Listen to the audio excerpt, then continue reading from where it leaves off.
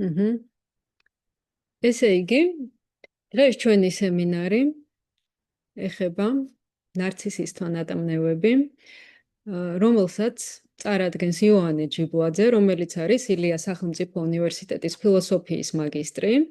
მისი სამაგისტრო ნაშრომი არის ყურის ლაბირინთებში ნიჩეს ქალები, რაც ცდილობს ნიჩეს ფილოსოფიაში ქალის საკითხის, ქალის მეტაფორის, როგორც ჭეშმარიტებისა და სიცოცხლის მეტაფორის წაკითხვას. მის დასტუმყოფელ ინტერპრეტაციას და ამ შესაძლო პოლიტიკურ ფართო აზრით იმპლიკაციათა მოხილვას, რომელიც შეიძლება მისგან გამომდინარეობდეს. სწორედ ამ მეტაფორის გავლით ნაშრომი ცდილობს ნიჩეს ფილოსოფიის იმ დაუძლეველი ჰეტეროგენულობის წარმოჩენას, რომელიც არასქცის ანებებს თავს რაიმე სახის სისტემატიზაციას, წარმოჩენას და ხაზგასმას იმ სირთულეებისა და ხანდახან შეუძლებლობებისა, რომლებიც როგორც ბედისწერა და შემთხვევითობა აჩრდილივით თანსდევს ნიჩეს წაკითხვას.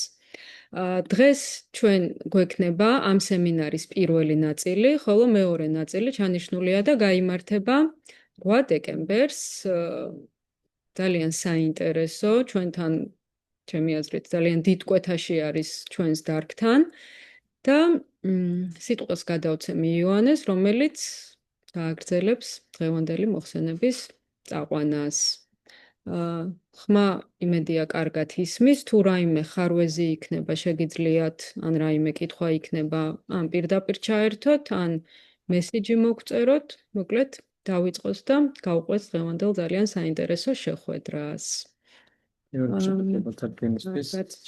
და მადლობა ასოციაციას ამ შესაძლებლობისთვის. დასწრისთვის შენიშვნის სახით დავიწყებ, რომ ჩემი ინტერესი ფსიქოანალიზში არ არის კლინიკურ პრაქტიკასთან დაკავშირებული. ცხადი არ უარყოფ ფსიქოანალიზის კლინიკური პრაქტიკის ღირებულებას პირიქით, მაგრამ ჩემი ინტერესი სხვა განცევს და ეს ინტერესი არის ასე ვთქვათ იმ ინტერპრეტაციულ შესაძლებლობაში, ინტერპრეტაციულ გზაში, რომელიც ფროიდმა გახსნა, ფროიდიდან მოყოლებული გაიხსნა და რომელსაც აქედან მოყოლებული მე მგონია ფილოსოფიას უფლება არ აქვს ამ შესაძლებლობას, ამ ინტერპრეტაციულ გზას თვალი აარიდოს, ან წაუყრუოს. გარდაუვალობად იქცა ფილოსოფიისთვისაც ეს ინტერპრეტაციული გზა, მე ვფიქრობ. მიუხედავად იმისა, რომ ხანდახან შეიძლება ცხადია ფსიქოანალიტიკური ეს ინტერპრეტაციის მეთოდი დაყვანილი იქნეს გარკვეულ ზენიტად ჰერმანევტიკულ მეთოდამდე. მაგრამ ნებისმიერ შემთხვევაში არის გარკვეული აუცილებლობა, მე ვფიქრობ, მაინც ფილოსოფიისთვის მიყვეს ამ გზას არ წაუყუროს, როგორც კიდევ ერთხელ. და პირიქითაც დასაწყისისთვის ნება მომცით რამდენიმე ეპიგრაფი წავუწყო ამ მოხსენებას. ბავშვის ხიბლი მნიშვნელოვანწილად მის ნარცისიზმში, მის მიუწვდომლობასა და თვითმაყოფილებაში მდგომარეობს. მსგავსად ზოგი ცხოველის ხიბლისა, რომლებიც ქმნიან შთაბეჭდილებას, თითქოს მათთვის ამ ქვეყნად ყველაფერი უმნიშვნელოა, როგორც მაგალითად კატები და დიდი მტაცებლები. და არა მარტო ისინი. დიადი დამნაშავეები და იუმორისტებიც გვხიბლავენ ჩვენ იმ ნარცისული თანმიმდევრულობით, რომლითაც შეწევთ უნარი საკუთარ თავს განაშორონ ყველაფერი, რაც მათთვის დამამცირებელია. თითქოს ჩვენ გშურს მათი იმის გამო, რომ მათ ლიბიდოს მოუწყვლადი პოზიციის ბედნიერი მენტალური მდგომარეობა შეინარჩუნეს, რომელზეც ჩვენ უკვე დიდი ხანია უარი გვაქვს ნათქვამი. ფროიდი ნარცისიზმის შესახებ. შეუძლებელია ააგო ნარცისიზმის არაწინააღმდეგობრივი, თუ მწყობრი ცნება და მასშტაბად ცალსახას აზრისი მიანიჭო მეს, დერიდა პასიონ. ნარცისიზმის ფანდები ამოუწურავია, დერიდა მე მოაღდავოკლე. მე ვარ მამა ჩემი, დედა ჩემი, ჩემი ვაჟი და მე, ანტონი ნარტო, სიჟი.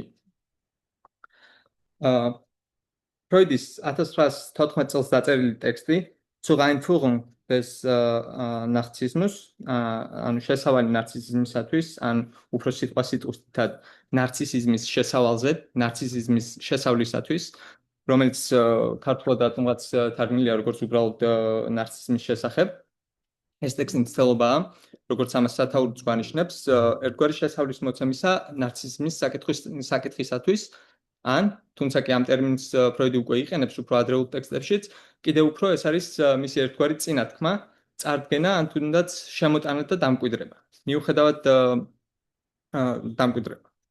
მიუხედავად ტექსტის მნიშვნელობისა, რომლის საზღვრებიც მხოლოდ არ შემოიფარგლება მხოლოდ ფსიქოანალიზის ისტორიით და ვერ დაიყვანება მხოლოდ ფსიქოანალიზის ისტორიამდე, მიუხედავად ტექსტის მნიშვნელობის მასშტაბებისა, თავად ფროიდი მისით ბოლომდე კმაყოფილი არ იყო და ამას მოწმობს კარლ აბრაჰამსადმი მიწერილი მისი წერილებიც.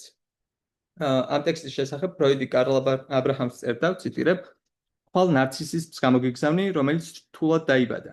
ცხადია, იგი განსაკუთრებულად არ მომწონს, თუმცა ეს საუკეთესოა, რაც ახლა შემიძლია." ხოლო აბრაჰამის მიერ ტექსტის შეკებაზე ფროიდის პასუხი შემდეგი იყო: "შენს მიერ ჩემი ნარცისიზმის მოწონება ძალზედ სიღრმისეულად შემეხო და კიდევ უფრო გვაახლოვებს ურთიერთდამი. მტკიცედ გგნობ მის, ანუ ტექსტის სერიოზულ უთანადობას." ციტატის დასასრული.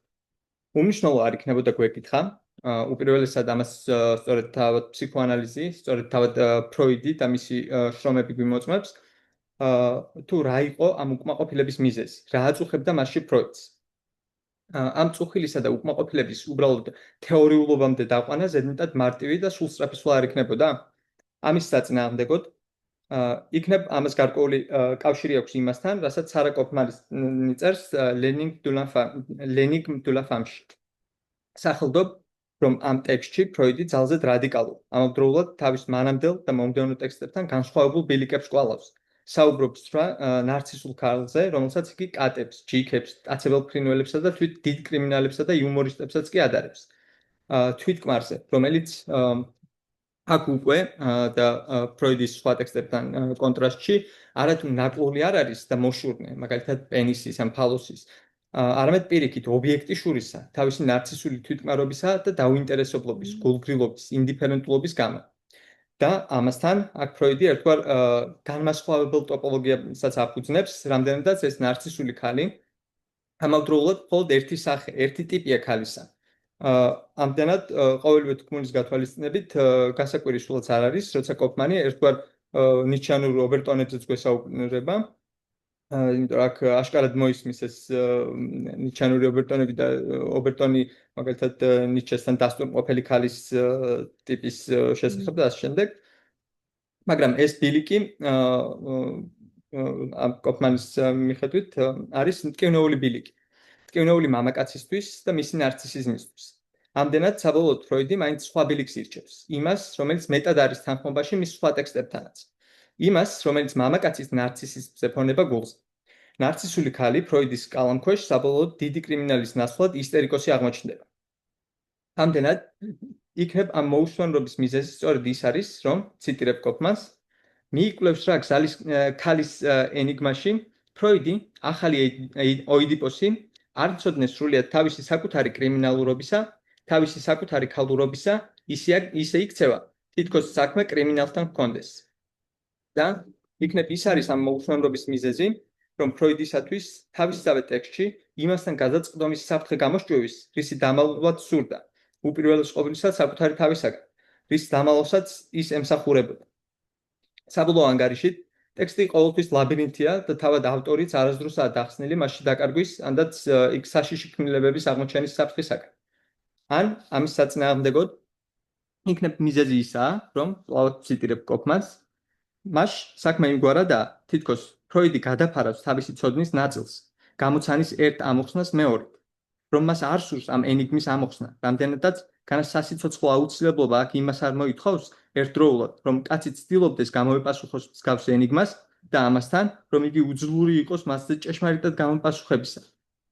რომ მას შესადამე მხოლოდ ცდარ ამოხსნათა მოცემა ძალედვას. ციტატის დასასრული. მაშინაც კი, თუ ჩვენი ეს ამოხსნები არასწორია, გამოკითხვისათვის მაინც კვლავ ფროიდისეულ არაცნობიერს უნდა მიმართოთ. ფროიდისეულ არაცნობიერს უნდა მიმართოთ. ეს თავად არის ფროიდის. ისევე როგორც ფროიდისკენ გზა.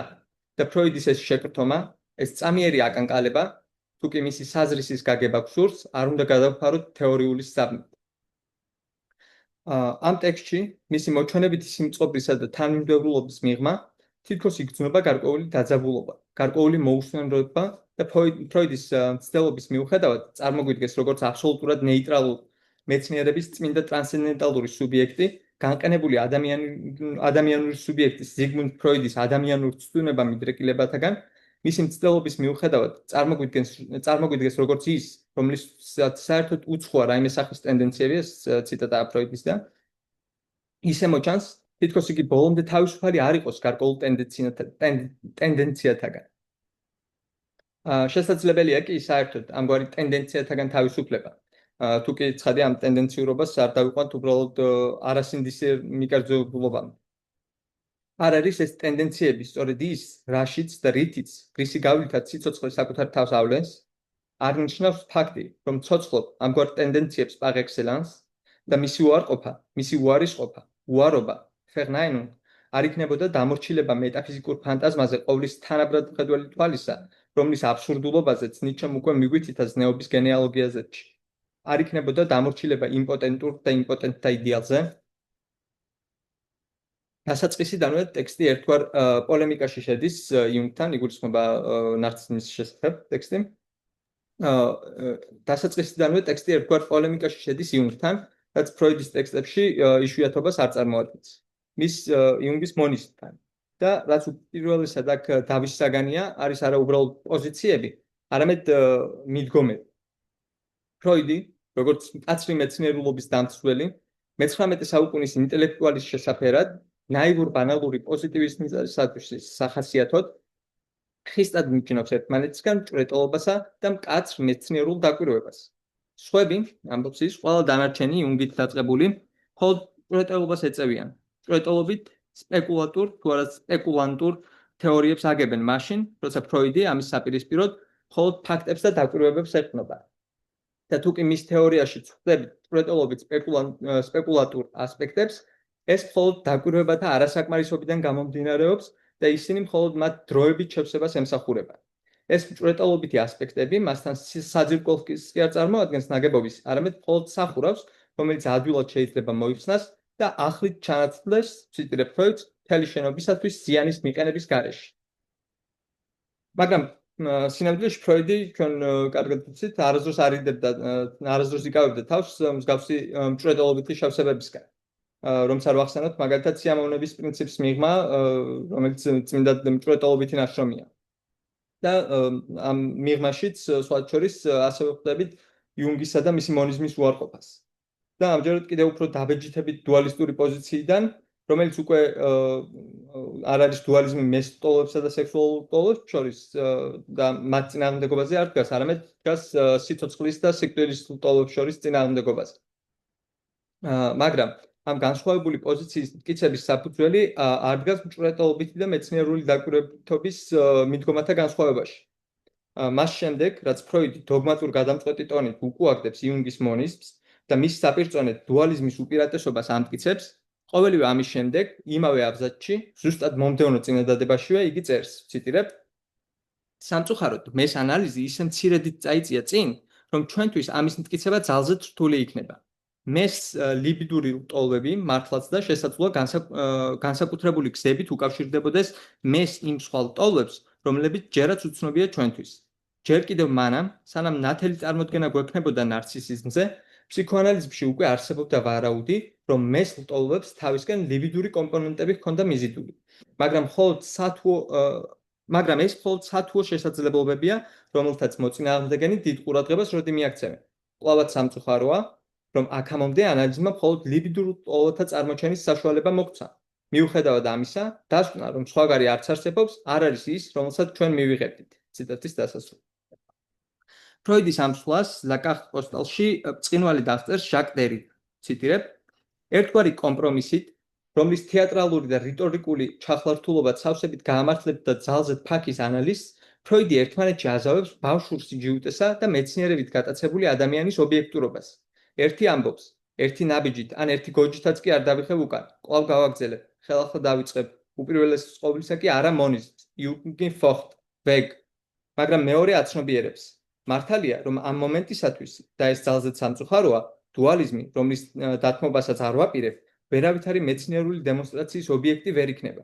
საჭიროა მოვიცადოთ, ეს მხოლოდ ვარაუდია, ჰიპოთეზა, მოსაზრება, წინასწარ დაშვება და კვლავ დერიდა ორჯერ ერთსა და იმავე აბზაცში ერთი და იგივე ბუნდოვანი და გაჭიანურებული რიტორიკა წამოაყენებს ვარაუდს, დაშვების აუცილებლობასა და დამტკიცების იმპერატივს, შემდეგ კი უკან იხევს. საუბედუროდ, ძალზედ სამწუხაროა, რომ აქამდე მხოლოდ ლიბიდურ ლტოლოთა დემონსტრირება მოახერხეთ. სხვაგვარად რომ ვთქვათ, ძალზედ სამწუხაროა, რომ ვერ შევძელით რა ჩვენი ჰიპოთეზების დამტკიცება, ხოლო მტკიცებულებები, რომელთა შესახებაც დარწმუნებულნი ვართ, პიროვნებაში იუნგის სამსახურში რჩება. ყოველ შემთხვევაში ამ მომენტისათვის. არის ეს საკმარისად მკაცრად მეცნიერული არგუმენტი, თუ ამის საწინააღმდეგოდ ერთგვარი ტენდენცია. ვინ ლაპარაკობს აქ მეცნიერების წმინდა ტრანსცენდენტალური უპიროვნო სუბიექტი თუ პიროვნული, ადამიანური ერთობა ადამიანური, თავისი ადამიანური მიდრეკილებებითა და დარწმუნებულობებით სუბიექტი ზფ. იქნება ორივე ერთად, ან უკეთ ვთქვათ ერთგვარი ნაზავი, გადაუწყვეტელი და გადაუწყვეტადი ნა-ერთი ამ ორივეს. მართლაც და დამარწმუნებელი და გადამწყვეტი ტონის მიღმა, ჩვენადი თანმიმდევრულობის მიღმა არ იგრძნობა ფროიდის ტექსტებში ხშირად სწორედ ამგვარი გადაუწყვეტადობა. ყოველ შემთხვევაში ტექსტის ერთგვარი გაძალიანება ჰომოგენიზებისადმი და როცა ფროიდის კითხვისას ჯიუტად ცდილობენ მისგან ჰომოგენური შიქმთაშუქის გამოწურვას, მის მკაცრ ჰომოგენიზებას, არ არის ეს სწორედ რომ გამოხატულება დოგმატიზმისა, ესეც არ იყოს გარკვეული ნარცისიზმისა, ნარცისული მიმართებისა, წინააღმდეგობა და გაძალიანება აზროვნებისადმი.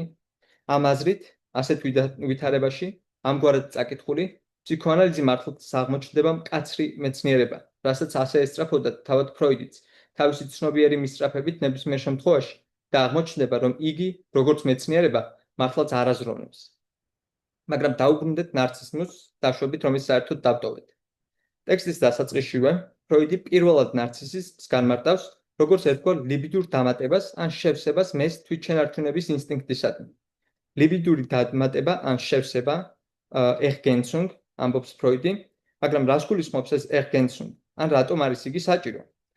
სხვა ცოცხალ ორგანიზმთა თვითშენარჩუნების ინსტინქტი, რამდენადაც როგორც ფროიდი ამბობს, მისი რაღაც წილის არსებობას მართებულად ვალდებულობენ ყველა ცოცხალ ორგანიზმში, ეს სხვა ცოცხალ ორგანიზმთა თვითშენახვის ინსტინქტი რაიმეთი ნაკლულია უმისოდ ამ Ergänzung-ის დამატების გარეშე. გამოსავლისთვის ნარცისიზმის ზედმეტად ფართო საზღვრებში გავრცელება უმართებულო იქნებოდა, რამდენადაც იგი მეს ფუნქციას საჭიროებს, რაც ფროიდიდანვე ვიცით, რომელიც პირველად კი არა, არამედ ჯერ უნდა ჩამოყალიბდეს, განვითარდეს. მისი გავრცელების არეალი კი ზედმეტად ვიწროა და ყოველ შემთხვევაში ასეა ფსიქოანალიზში და არა მხოლოდ ფროიდიანულ ფსიქოანალიზში. სხვა გამოსავლის შესაძლებლობა, სავარაუდოდ უფრო კონვენციური, უფრო ახლო ფროიდის ცნობიერ განზრახვასთან იქნებოდა ეს Ergänzung, ეს შევსება ან დამატება წაგვეკითხა როგორც ერთგვარი გაგრძელება. თვითშენარჩუნების ლიბიდური გაგრძელება. ამასთანავე თანახმიანობს ფროიდის მიერ ნარცისიზმზე როგორც ერთგვარ ლიბიდურ პოზიციაზე ან სტრატეგიაზე საუბარი.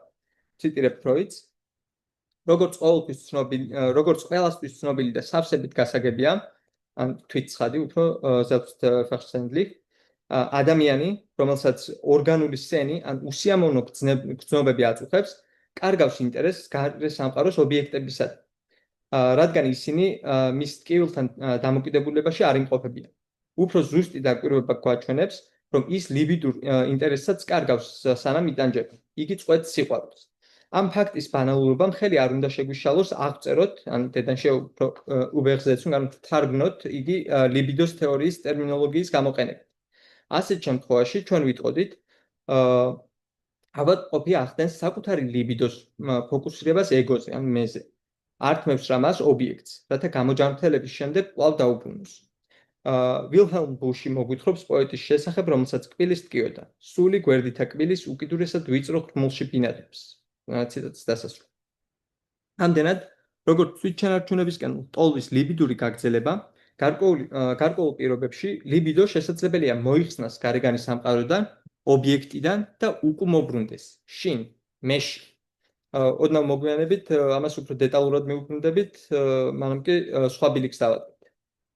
სერჯიო ბენვენუტო ფროიდის ნარცისიზმის ცნებაში უთითებს, რა ფროიდთან მის სხვადასხვა ტექსტებში ან თუნდაც ერთსა და იმავე ტექსტშივე ნარცისიზმის არაერთმნიშვნელოვანებაზე წერს, რომ ფროიდი დასაწყისიდანვე არ აიგივებდა ნარცისიზმს მხოლოდ საკუთარი თავის სიყვარულთან, არამედ ამავდროულად ნარცისიზმში მოიაზრებდა, რომ ციტირებ, სუბიექტს უყვარს მე, das ich, როგორც ობიექტის სიყვარულის, დედის ან მამის, დიდი სხვის, ლაკანისეულ ტერმინოლოგიაში. ნარცისიზმი არის მხოლოდ მე მიყვარს საკუთარი გამოსახულება როგორც ობიექტი, რომელიც დიდ სხვას უყვარს.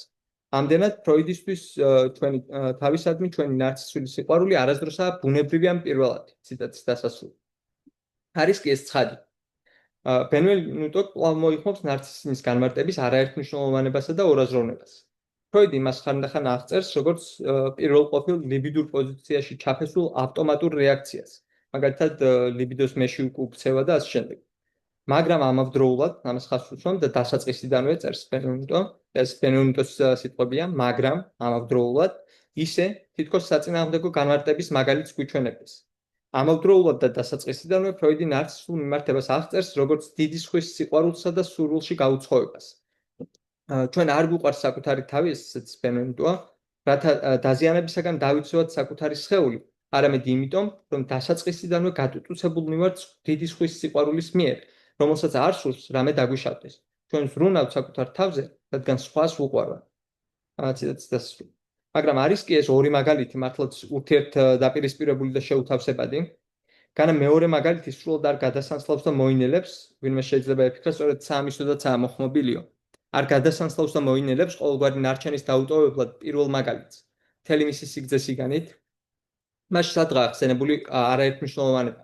და საერთოდაც რასთან გვაქვს საქმე? მოჩვენებით ორაზროვნებასთან თუ ორაზროვნების მოჩვენებასთან? ისე ჩანს, თითქოს ავტორის ორი ხელი ერთმანეთს ეკინკლავებოდეს და როცა ერთი ხელი გულმოდგინედ ცდილობს არსებულ ორაზროვნებათა წარმოჩენას, მეორე თავდაუზოგავად აერთებს და აკოცწებს მას ერთ და ერთიან ჰომოგენურ ლოგიკაში. ამიტომაც სრულდება ბოლოს წინა თავიც, ასე დაბეჯითებითი და თავდაჯერებული შეჯამებით, ციტირებ ბენვენუტოს, ნარცისიზმი მაშინ არსებობს, როცა მე მონუსხული ვარ სხვით, როგორც ჩემი ანარეკლით, ჩემი იდეალური გამოსახულებით. და თუმცა კი კითხვა, თუ რას ნიშნავს დიდი სხვის სიყვარულის ობიექტად ყოფნა პრობლემურად რჩება, სამაგეროდ შეკითხვას, თუ რატომ ვუყვარვართ სხვას, თუ კი ფროიდის თეორიასთან თანმიმდევრულები ვიქნებით, წერს ბენვენუტო, ერთი და დაბეჯითებითი პასუხი აქვს. იმიტომ, რომ დიდ სხვას, მშობელს, საკუთარი სარკის გამოსახულება უყვარს შვილებში. ნარცისულ სუბიექტს იმდენადვე უყვარს საკუთარი თავი, რამდენადაც მშობელს უყვარს ან უყვარდა იგი. მაგრამ მშობელს თავის მხრივ, თავის შვილში თავისივე თავი უყვარს. მისი ანარეკლი ან სუროგატული გაგრძელება. ამდენად, კვლავ ბენვენუტო, ციტირებ, ნარცისიზმი ყოველთვის ნარცისიზმის ნარცისიზმია. მეორე ხარისხის ნარცისიზმი, არასდროს პირველად. შესაბამისად, ნარცისიზმი არის მხოლოდ ექო სხვა და სხვის ნარცისიზმის.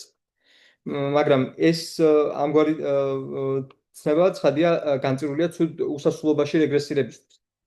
სწორედ ამიტომაც ბენვენუტო აზუსტებს, რათა თანმიმდევრული დარჩეს ფროიდთან, რომელიც ბოლოს და ბოლოს ექსპლიციტურად ახსენებს და საუბრობს პირველად ნარცისიზმზე, ციტირებ ბენვენუტოს, გარდა პირველადი ნარცისიზმის მითისა, ამ წმინდა მჭვრეტელობისა, ან სპეკულაციისა.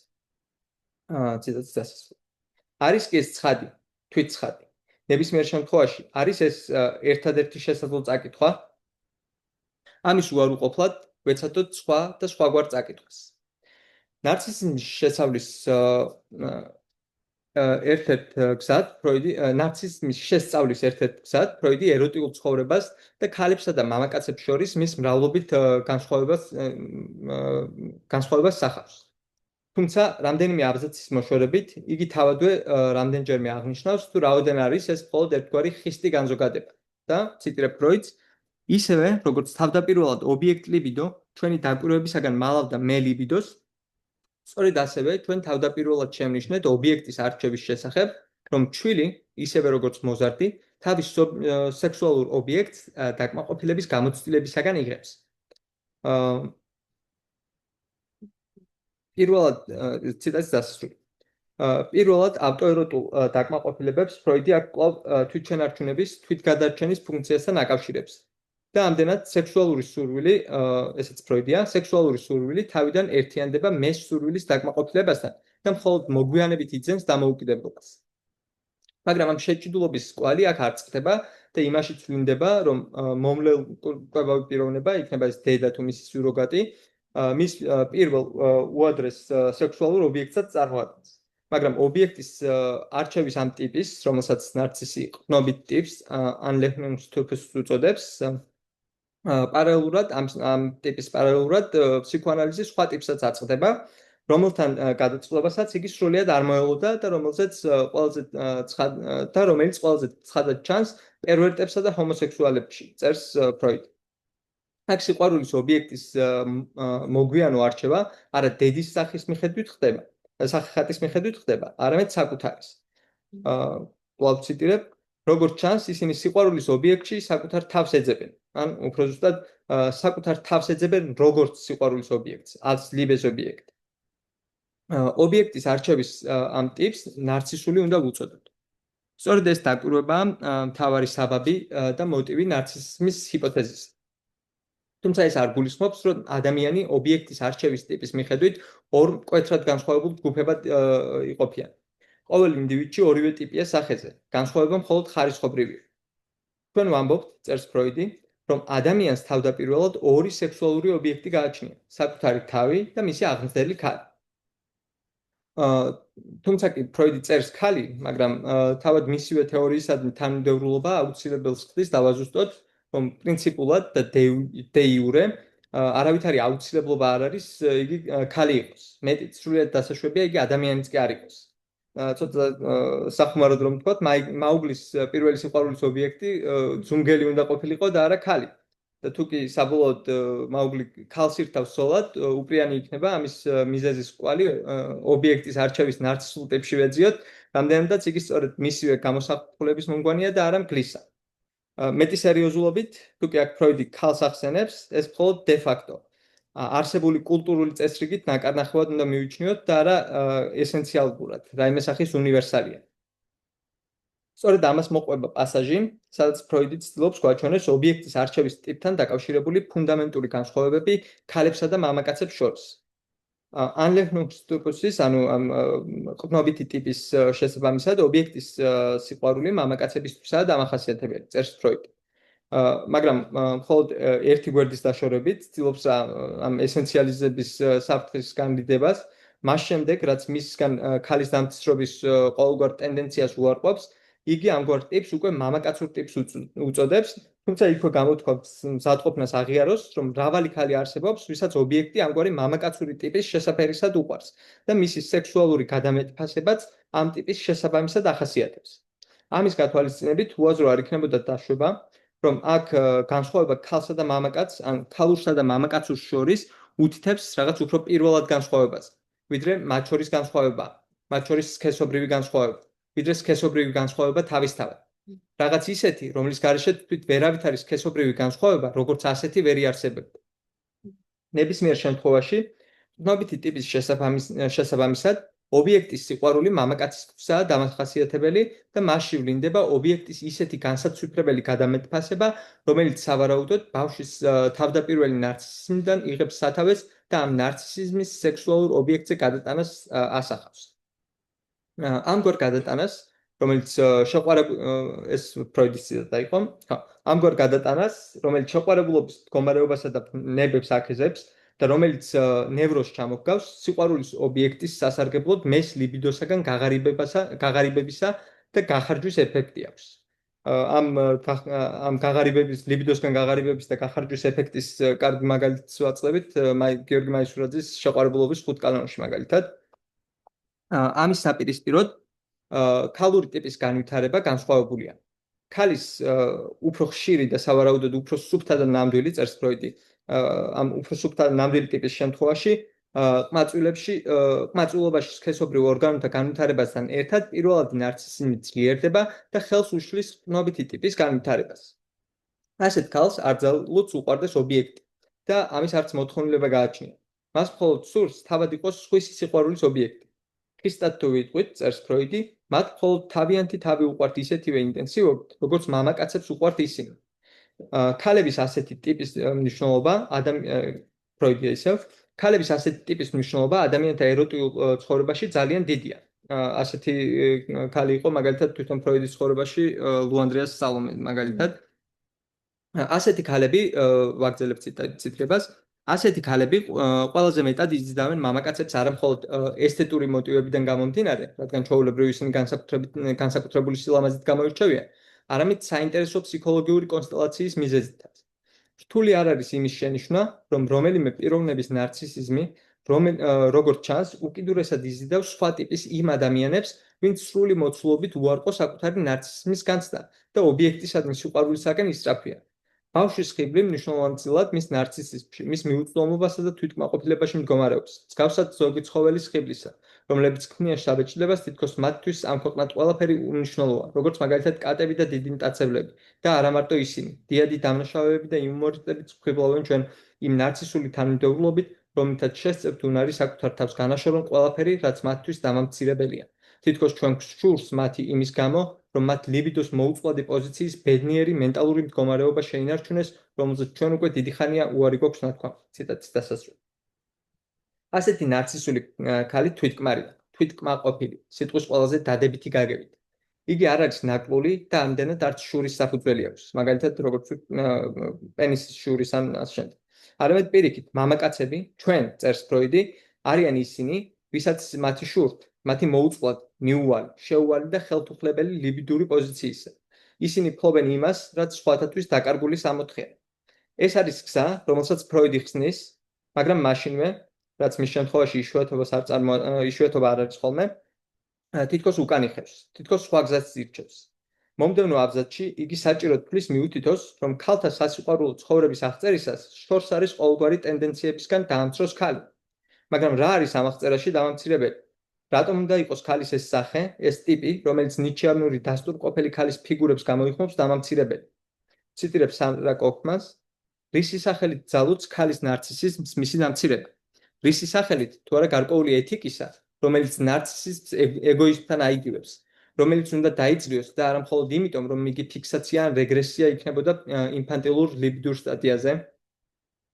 რეაქციულ ზნეობრივ ძალთა გადმოსახედიდან ყოველი ნიჩიანური შედარება განკუთვნილი ქალთა ხოტბისათვის მართლაც შესაძლებელია გადაფასდეს, გადაინტერპრეტირდეს დამაკნინებელ საზრში, შემძლეში მისი დამცირებისა. ამ გადმოსახედიდან, თუ კი ქალი ბავშვია, ეს იმიტომ, რომ მას არ ძალუძს დაძლიოს თავისი ეგოიზმი. ეს იმიტომაა, რომ მას მსგავსად ცხოველისა, იგი მხოლოდ თავის დაკმაყოფილებას ესწრაფოს. არის თავისი ამორალურობის წყალობით ჭეშმარიტი კრიმინალი, რომელიც სხვა ადამიანისადმი ყოველგვარ სიყვარულს უარობს, ყრობის მეშვეობით სიყვარულს, ერთადერთ ღირებულს. რესენტიმენტის ნეობრივი მამაკაცისათვის ქალს აღარაფერი ექნებოდა საშურველი და მისი აღტაცება, თუნდაც მხოლოდ წამიერად, მხოლოდ დანაშაულის გზნობას აღსწრავდა.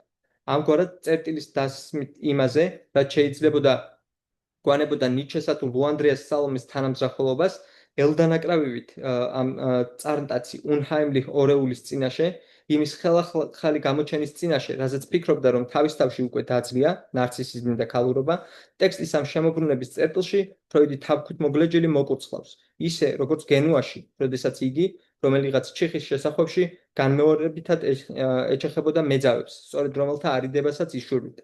ციტატის დასასრული. თუ კი ფროიდისაგან ეს უარობა ბოლომდე სხვა გზაზე გადასვლა არაა, ნებისმიერ შემთხვევაში ეს შეტორტმანება, წაბარბაცება გვანიშნებს რაღაც სირთულეს, რომ უკვე ერთის გვერდით გადაშლილია სხვა ბილიკი და რომ ახლა არჩევანის წინაშე ვდგავართ, გადაწყვეტილების წინაშე. და შემდგომ ფროიდი წერს. ციტირებ, მაგრამ ნარცისული მამაკაცისადმი სიცივის გამომხატველი ქალებისთვისაც შენარჩუნებულია გზა, რომელსაც ისინი ობიექტისადმი ჭეშმარიტი სიყვარულისკენ მიხავს. ბავშვი, რომელსაც ისინი შობენ, პოულობენ თითქოს ნაწილს საკუთარი სხეულისა გარეშე ობიექტის სახით, რომელსაც შეუძლიათ სრული სისავსით მიუძღვნან ობიექტისადმი სიყვარული, გამომდინარე ნარცისიზმიდან. ციტატის დასასრული.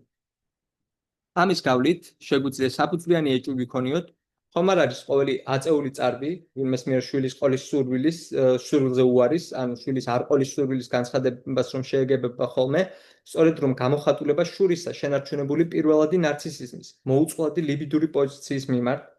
თუმცა კი პარადოქსულად, როგორც ამას მალევე ვნახავთ, შვილის ყოლა თავის მხრივ შესაძლებლობა და გზაა ნარცისიზმის ხელახალდაბრუნებისა და აღორძინებისა. მაგრამ ამ ორ ნარცისიზმს შორის ისეთივე განსხვავება შეგვიძლია ვიაზროთ, როგორც დიდ კრიმინალ ნარცისულ ქალსა, როგორადაც თავდაპირველად არის იგი განხილული ფროიდის მიერ, და ისტერიულ ნარცისულ ქალს შორის, რომლამდეც კოფმანის მიხედვით ფროიდს იგი საბოლოოდ დახავს.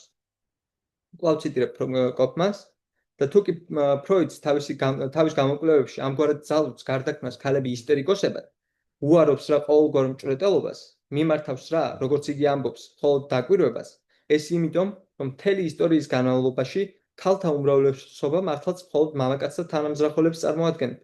გან დედების უმრავლესობა უპირველეს ყოვლისა არ ესწრაფვის თავისი ვაჟი აქციოს გმირად, დიდ ადამიანად, თანამზრახველობდეს მისი ვაჟის დანაშაულებებში სიკვდილის მომკის გარისხვლით. ქალთა უმრავლესობა მასშტაბებთან მართლაც ისტერიკოსია. ამიტომაცაა, რომ ფროიდს, თუმცა კი მოზღუდული მასალით მუშაობს, თავის ისტერიულ პაციენტთაგან მიწოდებულით, ძალუძ სრულიად კეთილსინდისიერად განავრცოს თავისი შედეგები ეგრეთ წოდებულ ნორმალურ ქალებზეც. პირველ და მეორეთა შორის მხოლოდ უბრალო ხარისხობრივი განსხვავება შეიძლება იყოს. ციტატის დასასრული. ქალსაც, ნარცისულ ქალს, ქალის ამ ტიპს, მასაც კი ძალუძს ობიექტის წმინდა სიყვარული. ოღონდ გვეუბნება ფროიდი. ოღონდ ეს იმდენად მხოლოდ, რამდენადაც იგი თავის ნარცისის სხვაგან, გარეში გადაანაცვლებს. მხოლოდ ესეც იმდენად, რამდენადაც ამ გარეშიც იგი საკუთარ თავს, საკუთარი თავის ნაწილს, მის ერთგვარ დამატებას ან გაგრძელებას ხედავს. მაგრამ არის კი ეს ფუნდამენტურად განსხვავებული მამაკაცის მდგომარეობისაგან, განა მამაკაცის შესახებაც, ანდაც უფრო ზუსტად მამაკაცური ტიპის, რამდენადაც ფროიდი როგორც ავახსენეთ უშვებს შესაძლებლობას ქალებსაც ყნობითი ტიპის სიყვარული განუვითარდეთ.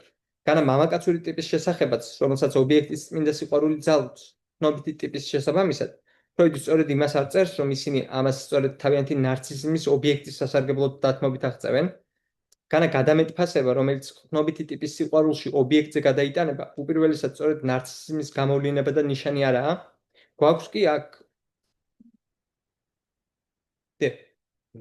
ეს რა არის ანაკლიტი. მიჯაჭვობის სიმე ამ ცოტას ეტიმოლოგია არის.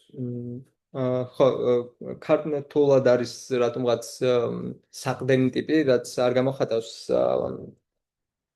საზრისს, იმიტომ რომ არაფერს თვითონ კი არ იყნობს, არამედ ეჯაჭვება რაღაც ეყნობა, ამიტომ ეს Anlehnung ეს მიყნო leaning რაც არის ინგლისურში, დაახლოებით იგივე ეს არის სიტყვა და ამიტომ ვიყენებ თან ქართულ მაინც ნარცისიზმის შესახებ ტექსტი ციტატები რაც მოყვანილი მაქვს ქართული თარგმანიდან არის მხოლოდ აქ-იქ გარკვეულ ცნებები მაქვს შეცვლის რაც ვიფიქრე საჭირო იყო. ამიტომ მაინც ამ ტერმინის თარგმნისასაც ის საყდენი ტიპი შევცვალე, მაგრამ მაინც ყრნობა გამოვიყენე და ყრნობ ტიპად თარგმნე. ხო, განვაგრძო.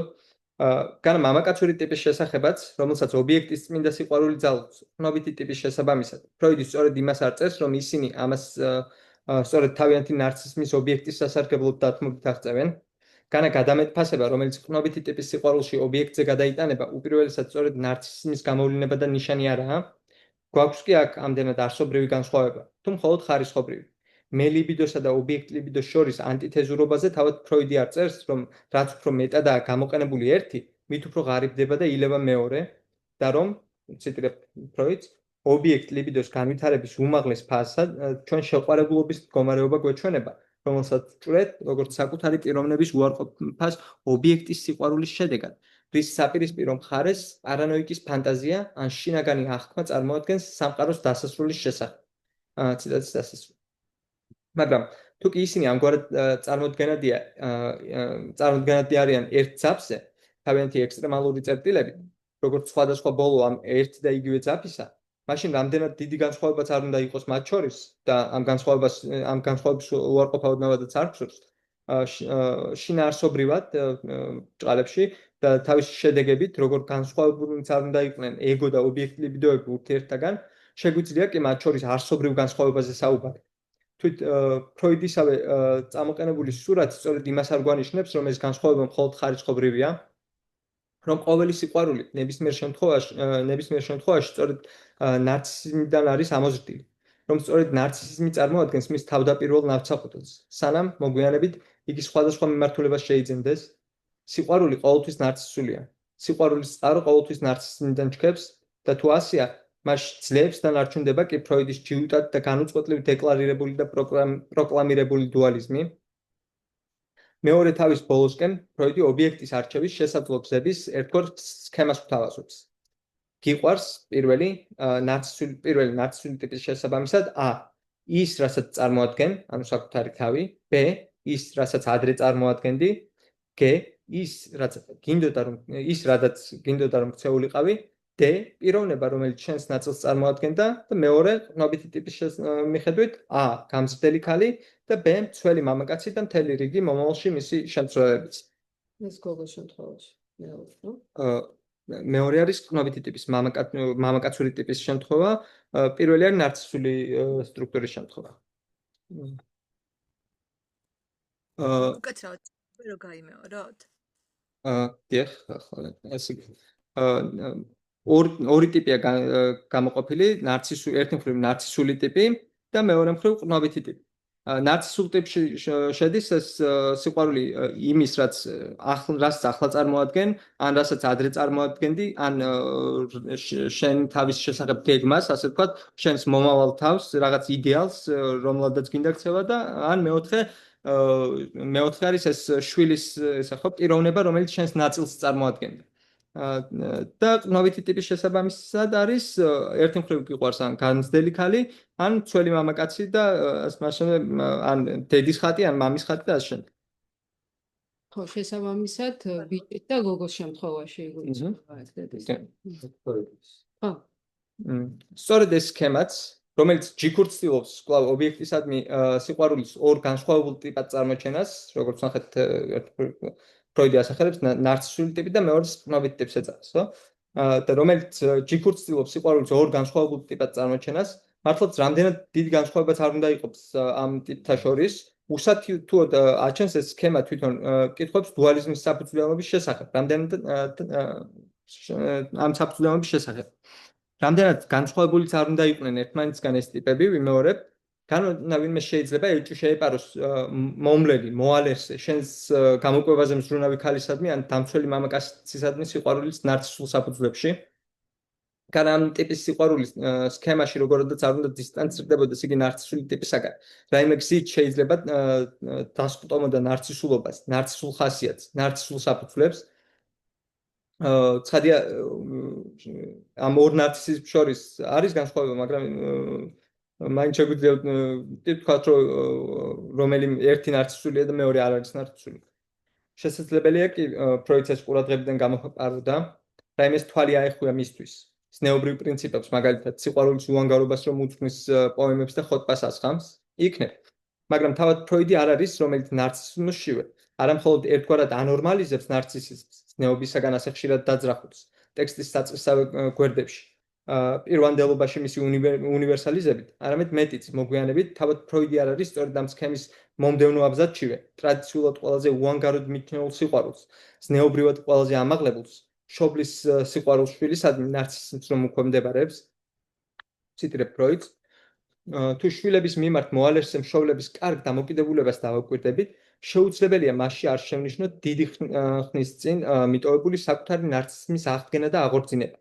გრძნობათა სფეროში, როგორც ცნობილია, ასეთ ურთიერთობებში სრულიად არის გაბატონებული ობიექტის ის გადამეტფასება, რომლის მნიშვნელობა ნარცისული ნიშნის სახით ჩვენ სრულიად განვსაზღვრით.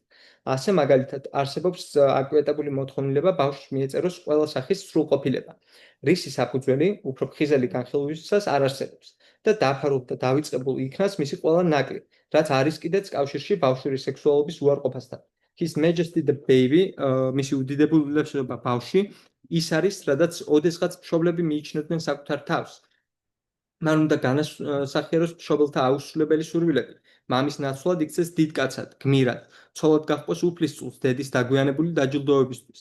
ნარცისული სისტემის ყველაზე მოწყვლადი პუნქტი, რეალობის მიერ ესოდენ ულმობლად მხილებული უკვდავება ეგოსი, ბავშვის სახით ახალ ნიადაგსა და რწმენას იძენს. გულის ამაჭუყებელი და არსებითად ბავშვური სიყვარული მშობლისა შვილისადმი წარმოადგენს მხოლოდ აღორძინებას მშობლის ნარცისიზმსა, რომელიც ობიექტისადმი სიყვარულად ქცევისას აშკარად გვაჩვენებს მის უწინდელ არსს. ციტატის დასასრულს. მაგრამ თან ამავდროულად ხომ მშობელსაც ხო საკმარისი ნარცისიზმი ჭირდება იმისთვის, რომ მაგალითად მშობიარობის შემდგომი დეპრესია არ განავითაროს, რომ შეძლოს იყოს ბავშვის გვერდზე და დაუკმაყოფილოს ყველა საჭიროება. ამ კლინიკურში მე ვერშავ თქვენ უფრო რა თქმა უნდა უკეთ და ნიშნავენ პრობლემა ცხადია. უბრალოდ მე ნამდვილად ვერ მიცემ თავისუფლებას რომ ამაზე ამ საკითხზე ვთქვათ Myślę, że jest wiadomo,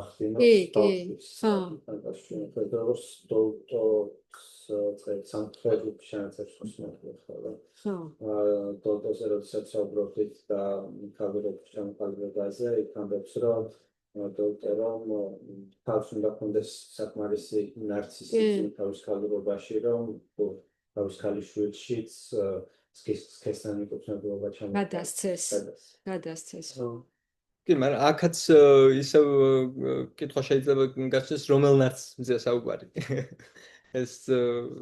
ესეც რეალურად ხა ამ კუთხით თუ შევხედავთ, ხო?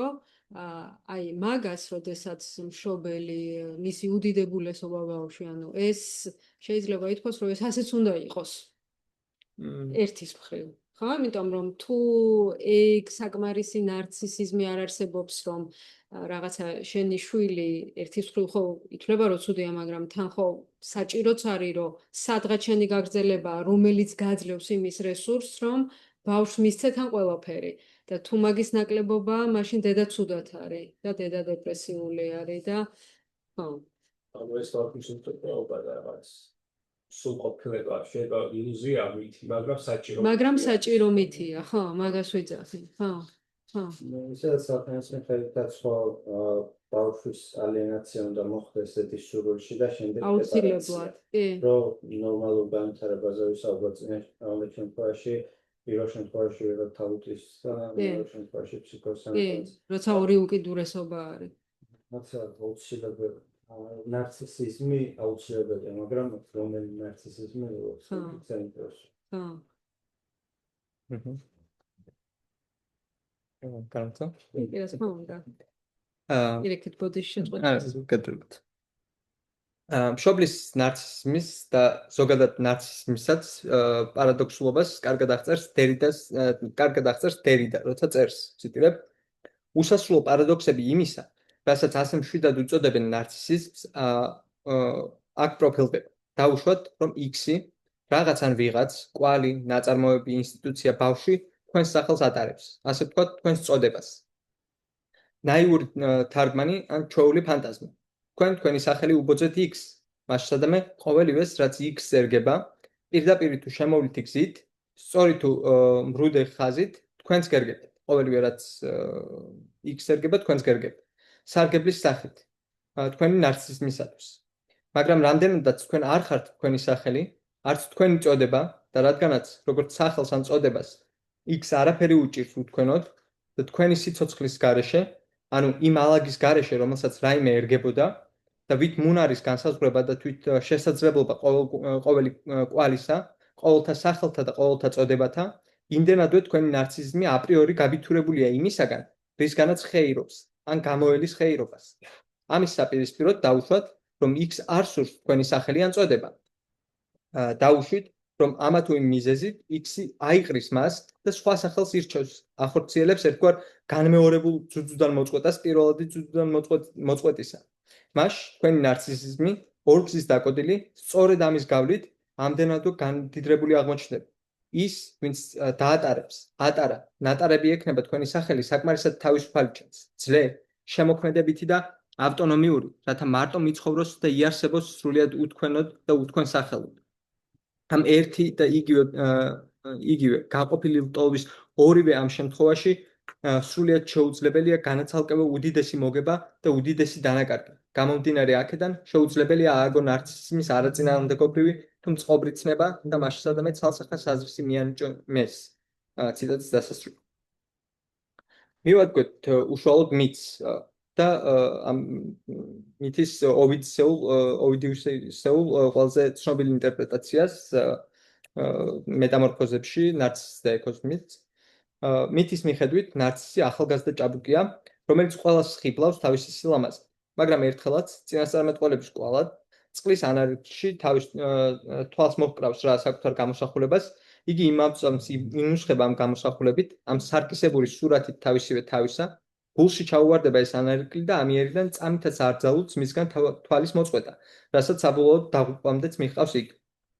ისე ჩანს, თვალის ერთი შევლებით ნარცისმა ან ნარცისიზმა არ იცის სხვა. ის მხოლოდ საკუთარ თავს, საკუთარი თავის ანარეკლს ხედავს. ხატოვან ექოს თავისი თავის. მაგრამ და ამაში მითით მომოწმება, ხატი, რომელსაც ნარცისი ხედავს, სწორედ რომ სხვა par excellence. ამდენად თავის სწორედ ის არის, რასაც ის ვერ ხედავს. ნარცისს საკუთარი გამოსახულება არ უყვარდება როგორც საკუთარი. მას იგი სწორედ როგორც სხვა უყვარდება. მას ისე ეტრფის როგორც სხვას. ამოდი ბიჭო, უხმობს იგი საკუთარსავე ანარეკლს, როგორც სხვას.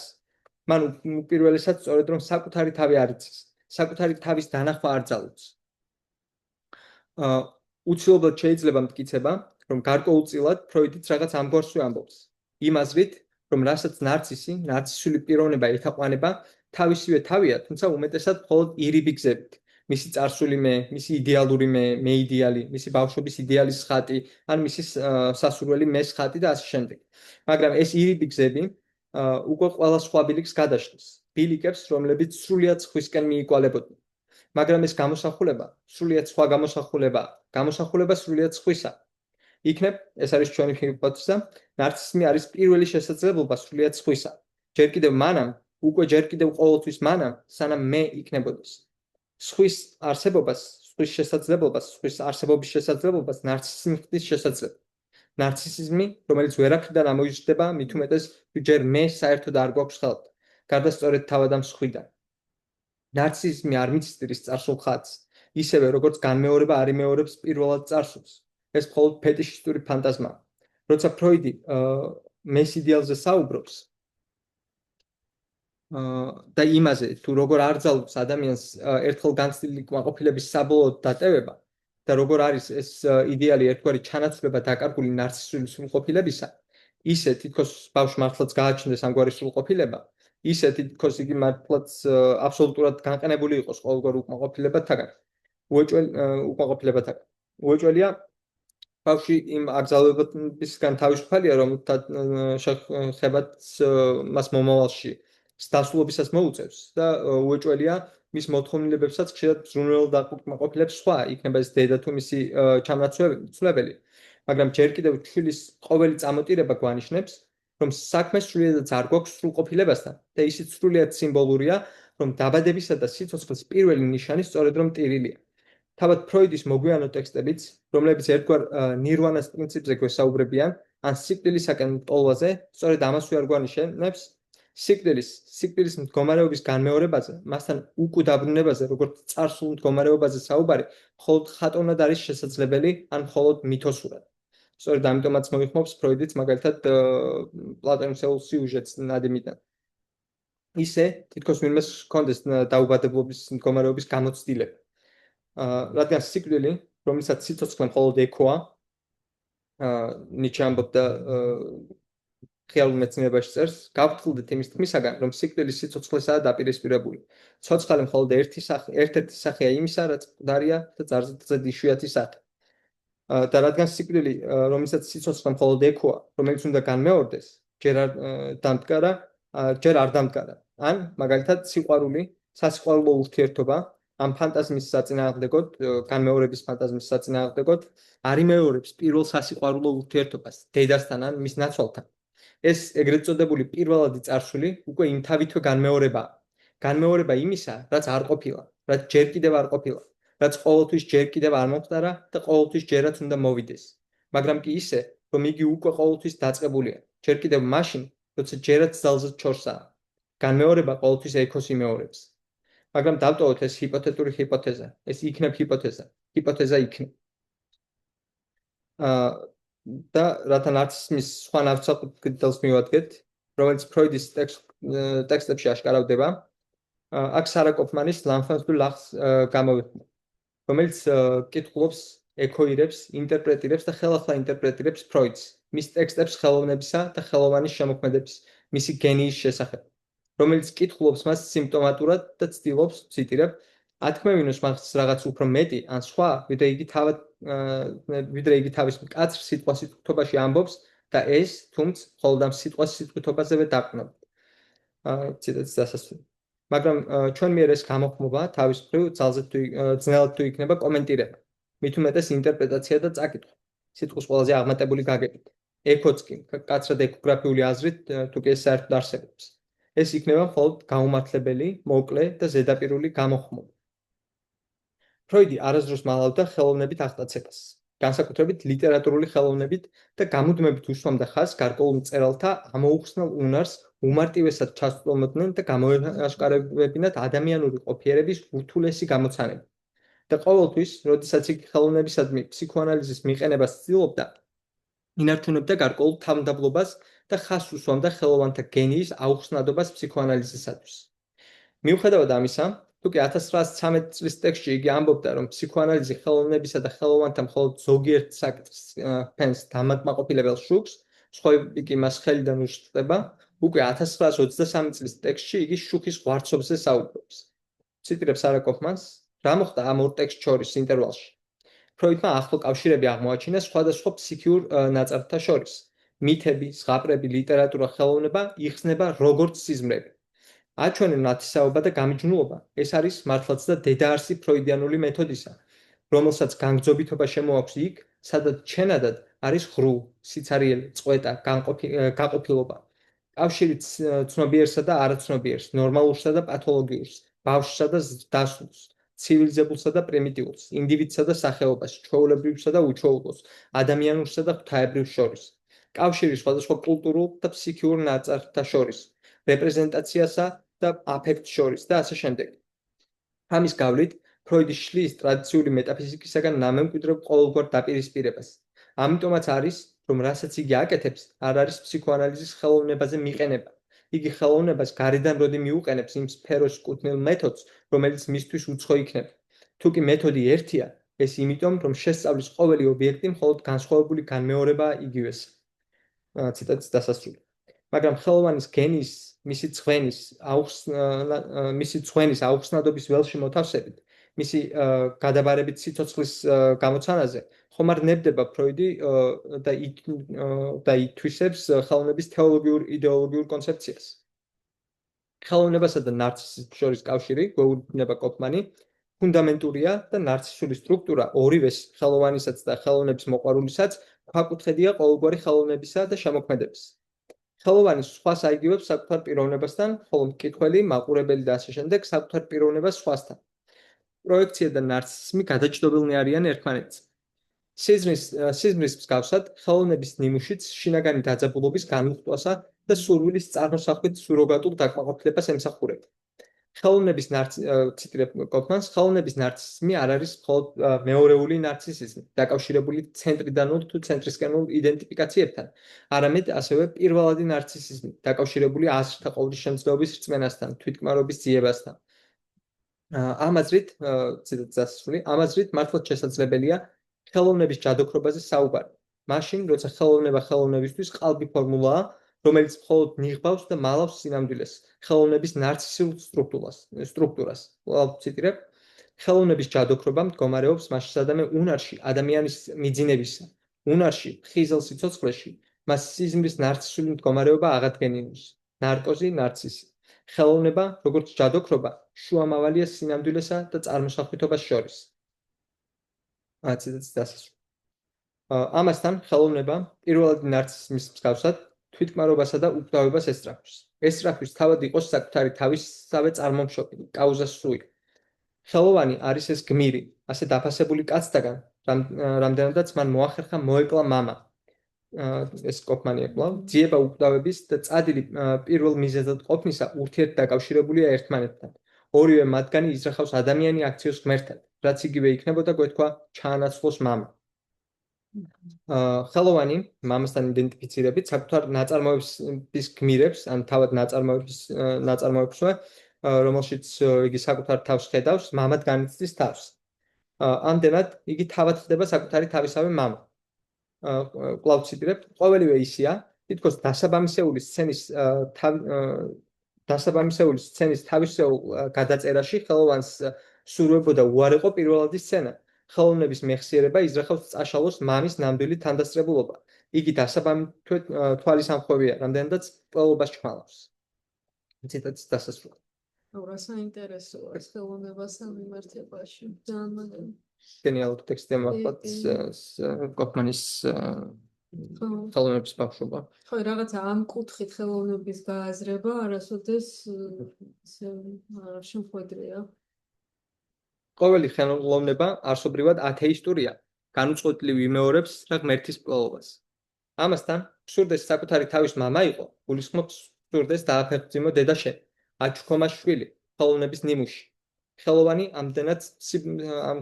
ამდენად სიმბოლურად განახორციელებდა ინცესტს, წერს კოფმანი.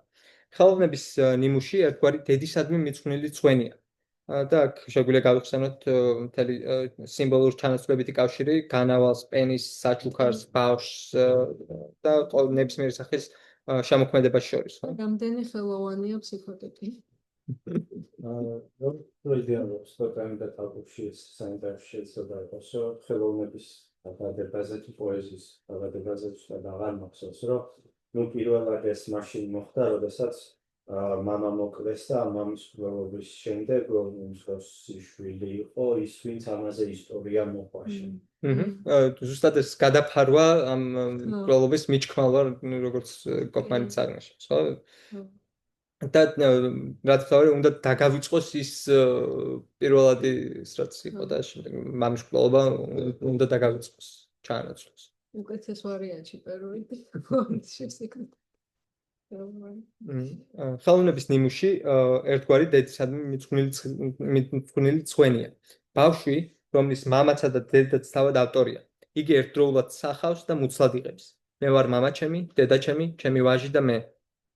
მაგრამ ფროიდი აჩვენებს, რომ ხელოვანი არ არის საკუთარი ნამუშევრის მამა. არ არის საკუთარი შემოქმედების გამგე და ბატონი, როგორც ღმერთია. ეს მხოლოდ ფანტაზმაა და ბოლოს და ბოლოს ისიც თავად სწორედ ასეთივე ფანტაზმა არაა. შემოქმედების ნამუშევრის სტრუქტურა არ ემორჩილება ხელოვან შემოქმედსა და მის განზრახვას.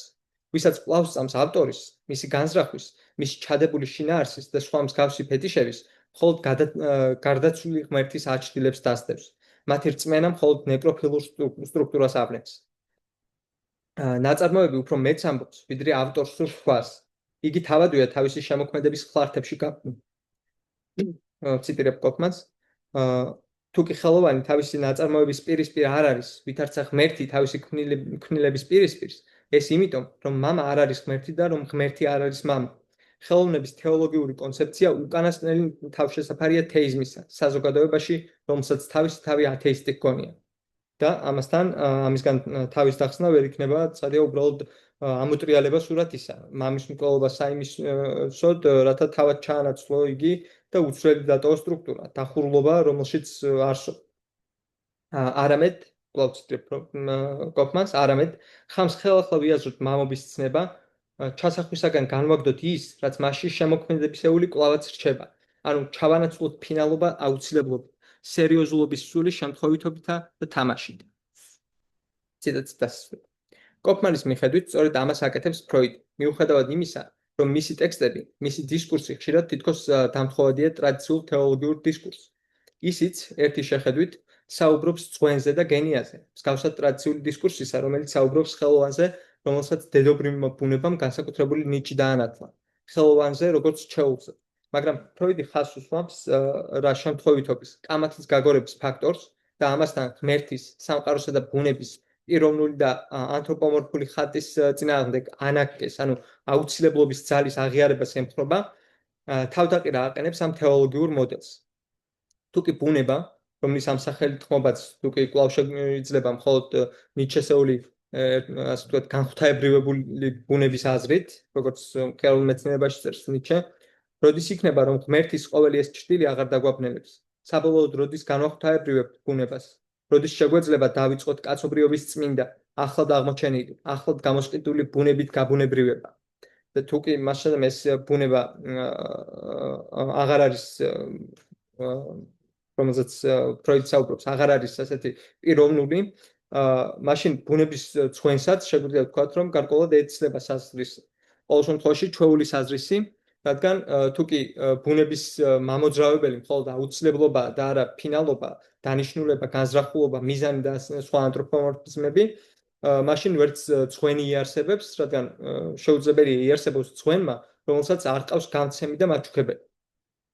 ამდენად, ფროიდიანული სვლა, მართლაც, ციტირებ კოფმანს, მოაშთობს უკანასკნელ ბასტიონს, რომელსაც თავს აფარებდა ხელოვანის, ისევე როგორც ხელოვნების მოყვარულის ნარცისიზმი. იგი ბოლოს უღებს ხელოვნებისა და მამობის თეოლოგიურ კონცეფციას, რომლის სათავეც ინფანტილურ სურვილებში მოიპოვება. ამგვარი შემთხვევითობის მეშვეობით ახსნისადმი წინააღმდეგობა მხოლოდ იდეოლოგიურია. მას ფანტაზმის შენარჩუნება სწადია. ხოლო ხელოვანი, ვინც აცნობიერებს შემთხვევითობასა და აუცილებლობას, აღარ ეძებს მამასთან იდენტიფიცირებით საკუთარ თავში საკუთარსავე დასაყრდენს. ზარათუსტროსეული პათოსით რომ ვთქვათ, ამგვარი დასაყრდენი საერთოდ აღარ არსებობს. ხელოვნების კვლავ ციტირებ კოფმანს, ხელოვნების მთელი ტრადიციული იდეოლოგია სრულიად სიცოცხლის უსაფუძვლობის გასადევნად იყო განკუთვნილი. თავად სიცოცხლეა მას სადამე ხელოვანი. ხელოვნების გამოცანა არის გამოცანა სიცოცხლისა როგორც ხელოვანის. ბუნების კეთილის მყოფობა, ღვთაებრივი განგების კეთილის მყოფობა როდია. იგი თავისი თამაშის მრავალფეროვან დახუნძლობაზე დადის. ბიოლოგიაზე მითითება არც უფლებამოსილების მოხსნის ნიშანია და არც ბუნების მეცნიერებათადმი ბრმა მინდობისა. ეს უკანასკნელნი, თუმცა კი ამის პრეტენზია აქვს, უკეთ როდი ახერხებს სიცოცხლის გამოცანის ახსნას. არამედ ეს იმის აღსანიშნადაა, ბიოლოგიაზე მითითება, იმის აღსანიშნადაა, რომ ფუჭია ძიებას სიცოცხლის გონითი ანგარიშის მოცემისა. მიანიჭო გონითობა, ეს იქნებოდა გეპოვნას საფუძველი. ეს კვლავაც იქნებოდა რწმენა გონითი მიზეზობრიობების.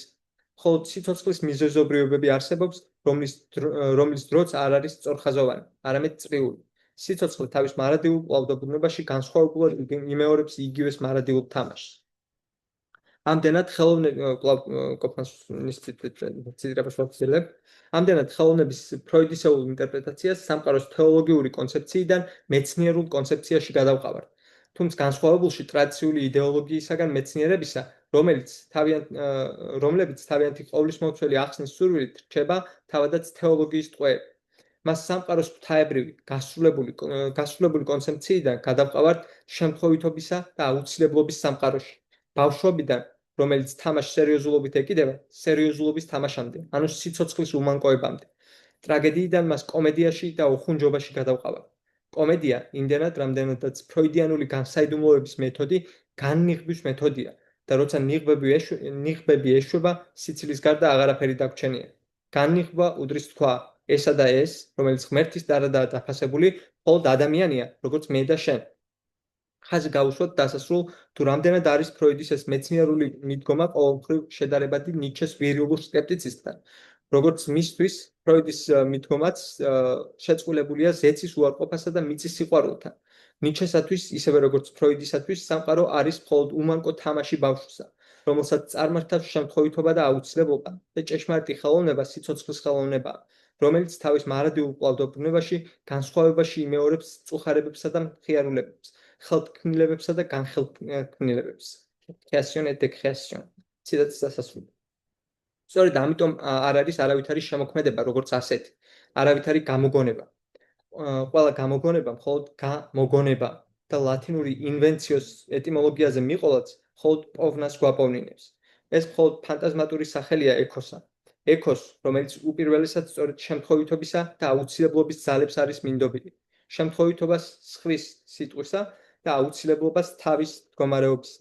ის მხოლოდ განსხვავებულად იმეორებს იგივეს და ეს კომბინაცია, განსხვავება, განმეორება იგივე, იმთავითვე განაშენებს, დეკონსტრუქტირებს სამივეს.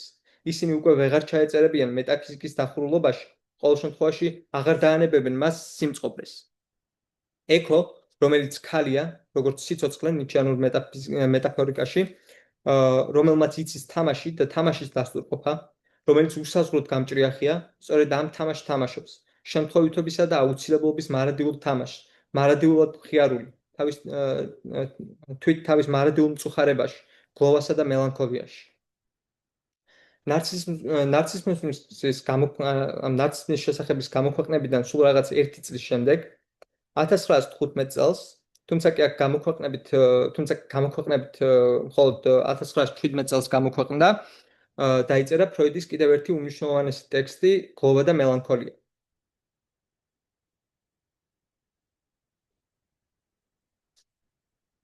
შემთხვევითი არ არის, რომ ტექსტის პირველივე წინადადება ნარცისიზმს ახსენებს. თუმცა კი აქ ჯერ მხოლოდ მეთოდოლოგიური სახის შედარებასთან გვაქვს საქმე. რამდენადაც სიზმრები ერთგვარ პირველ სახედ გამოგვადგნენ ნარცისულ აშლილობათა კვლევაში, წერს ფროიდი, ასევე ვეცდებით მელანქოლიას გლოვის მეშვეობით მოვქინოთ ნათელი. ციტირებ, თუმცა ამჯერად აღიარებით უნდა დავიწყოთ გაფრთხილების სახით, დასკვნელთა ყოველგვარი გადამეტფასების წინააღმდეგ. მელანქოლიის განმარტება, ციტატის დასასრული, მელანქოლიის განმარტება თვით დესკრიფციულ ფსიქოლოგიაშიც კი არაა მყარი. მისი კლინიკური გამოვლინებები იმდენად მრავალფეროვანია, რომ მათი ერთ სახელქვეშ გაერთიანება ძნელად თუა შესაძლებელი, წერს იგი. ამასთან, რადგან ამ გამოვლინებათაგან ზოგის სომატური წარმომავლობა უფრო სავარაუდოა, მისი საკვლევი მასალები საკმაოდ მწირია, რამდენადაც ფროიდი მხოლოდ იმ მასალებს ეყრდნობა, რომელთა ფსიქოგენური ბუნებაც ციტირებ, არავითარ ეჭვს არ აღწევს. ამდენად, დასკვნელთა ყოველგვარი ზოგადი ვალიდურობა დასაწყისიდანვე უკდებულია და თვით იმგვარი აღმოჩენაც კი, რომელიც ტიპური არ იქნებოდა ზოგიერთი აშლილობათათვის, ძნელად სავარაუდოა. თუმცა ამ თავმდაბალი და ეჭვებით შესავლის შემდეგ ფროიდი მეტი სიმტკიცით აგრძელებს. გლოვისა და მელანქოლიის ერთმანეთთან დაკავშირებას მათი ზოგადი სურათის სრულებით ამართლებს. ამასთან მათი გარემოსმიერი გამომწვევი მიზეზები ერთი და იგივეა. გლოვა, როგორც წესი, რეაქციაა დაკარგვაზე საყვარელი ადამიანის ან რაიმე აბსტრაქციისა, სამშობლო, თავისუფლება, იდეალი და ასე შემდეგ. რომლებიც ამ საყვარელ ადამიანის ჩამოცვებელი და ასე შემდეგ. ზოგიერთ ადამიანში იგივე მიზეზებს რეაქციის სახით მელანქოლია მოჰყვება, რაც პათოლოგიურად უნდა იქნეს განხილული. მიუხედავად იმისა, რომ გლოვასაც თან ახლავს მძაფრი მოწყვეტა ნორმალური ცხოვრებისაგან, იგი პათოლოგიურად არ გვეჩვენება. პირიქით, ადეკვატურ რეაქციად გვეჩვენება და მის დაძლევას დროს ვანდობ. თავის მხრივ, მელანქოლიის დამახასიათებელი ნიშნები დიდად როდი განსხვავდება გლოვისათვის დამახასიათებელთაგან. გარესამყაროსადმი ინტერესის დაკარგვა, სიყვარულის შეუმძლეობა, ყოველგვარ აქტივობათა დატევება გლოვისათვისაც არაა უცხო. ერთადერთი ნიშანი, რომელიც მელანქოლიას გლოვისაგან მნიშვნელოვნად განარჩევს, დაქვეითებული თვითშეფასებაა, რომელიც ვლინდება თვითდაკნინებასა და თვითდამცრობაში და ბოდვით გონებნიშის დასჯის. თუკი გლოვა მელანქოლიასთან ასეთ მსგავსებით მიუხედავად, მისგან განსხვავებით პათოლოგიურად არ განიხილება, ეს მხოლოდ იმიტომ, რომ ვიცით როგორ ახსნათ იგი. ამ აზრით, პათოლოგია ნორმალურობის მიჯნა, ბუნებრივობასა და არაბუნებრივობაზე კი არ გადის, არამედ ნაცნობობა უცნობობაზე, ახსნადობა აუხსნადობაზე, კულტურულ საზოგადოებრივ ჩარჩოებთან კონფორმულობა არაკონფორმულობაზე და ასე შემდეგ. და თუკი მელანქოლია პათოლოგია, თუკი მხედველობაში არ მიუღებთ იმ კლინიკურ ნიშნებს, რომელმაც შესაძლოა პაციენტი საბოლოო ჯამში სიკვდილამდეც მიიყვანოს, ხადია. მაგრამ პრინციპში შეიძლება ისე ეკითხა, ეს თვითონ ეს სიკვდილამდე მიიყვანაც ეს სუიციდისკენ მიდრეკილებაც რამდენად პათოლოგია თუ ნორმა. მაგრამ ნებისმიერ შემთხვევაში, თუკი მას მელანქოლია პათოლოგიაა და პათოლოგიად განიხილება, ეს არა იმიტომ, რომ მისი თვითდამცრობა და უმეტესად ზნეობრივი სახის თვითგანკითხვა ბოდვითი და მცდარია. მელანქოლიკის ამ თვითდანაშაულებათადმი შეწინააღმდეგება არა მხოლოდ თერაპიული კუთხითაა უშედეგო და უაზრო, გვეუბნება ფროიდი. მის განცხადებებში უეჭველად უნდა ბუდობდეს გარკვეული ჭეშმარიტება. მეტიც, მათში კონკრეტულზე მეტად ზოგადი ჭეშმარიტებები ვლინდება ადამიანის შესახებ. ხოლო, ციტირებ ფროიდს, მას მეტად გამჭრიახი თვალი აქვს ჭეშმარიტებისადმი, ვიდრე იმათ, ვინც მელანქოლიკი არ არის. ციტატის დასასრული. იგი ერთგვარი სარკისებრი საწინააღმდეგოა ოიდიპოსისა. თუკი ოიდიპოსი სფინქსის გამოცანაში ზოგად ადამიანს ამოიცნობს, მაშინ როცა გამოცანა უპირველესად სწორედ უშუალოდ მას აღწევს, მელანქოლიკი საკუთარ თავში ხედავს ზოგად ადამიანურ სიმდაბლეს. თითქოს ფროიდი გვეუბნება, რომ მისი, ანუ მელანქოლიკის განცხადებები არასდროს ცდება. პირიქით, იგი აბსოლუტური და ზოგადი ჭეშმარიტებების მატარებელია. თუკი მელანქოლიკი თვით კრიტიკაში საკუთარ თავს სახავს, როგორც მდაბალ, ეგოისტურ, უპატიოსნო არსებად, რომელიც მუდამ თავისი სისუსტეების შენიღვაშია და ასე შემდეგ, იგი შესაძლოა საკმაოდ, ციტირებ ფროიდს, იგი შესაძლოა საკმაოდ ახლოს მივიდა თვითშემეცნებასთან. მხოლოდ უმთავრესად იმდენად, რამდენადაც იგი ერთ-ერთი წარმომადგენელია ზოგადად ადამიანის. ისე, თითქოს ფროიდი ამბობს, დიახ, ეს აბსოლუტური ჭეშმარიტებაა. ყველა ადამიანი დაბალი და ეგოისტურია და ასე შემდეგ.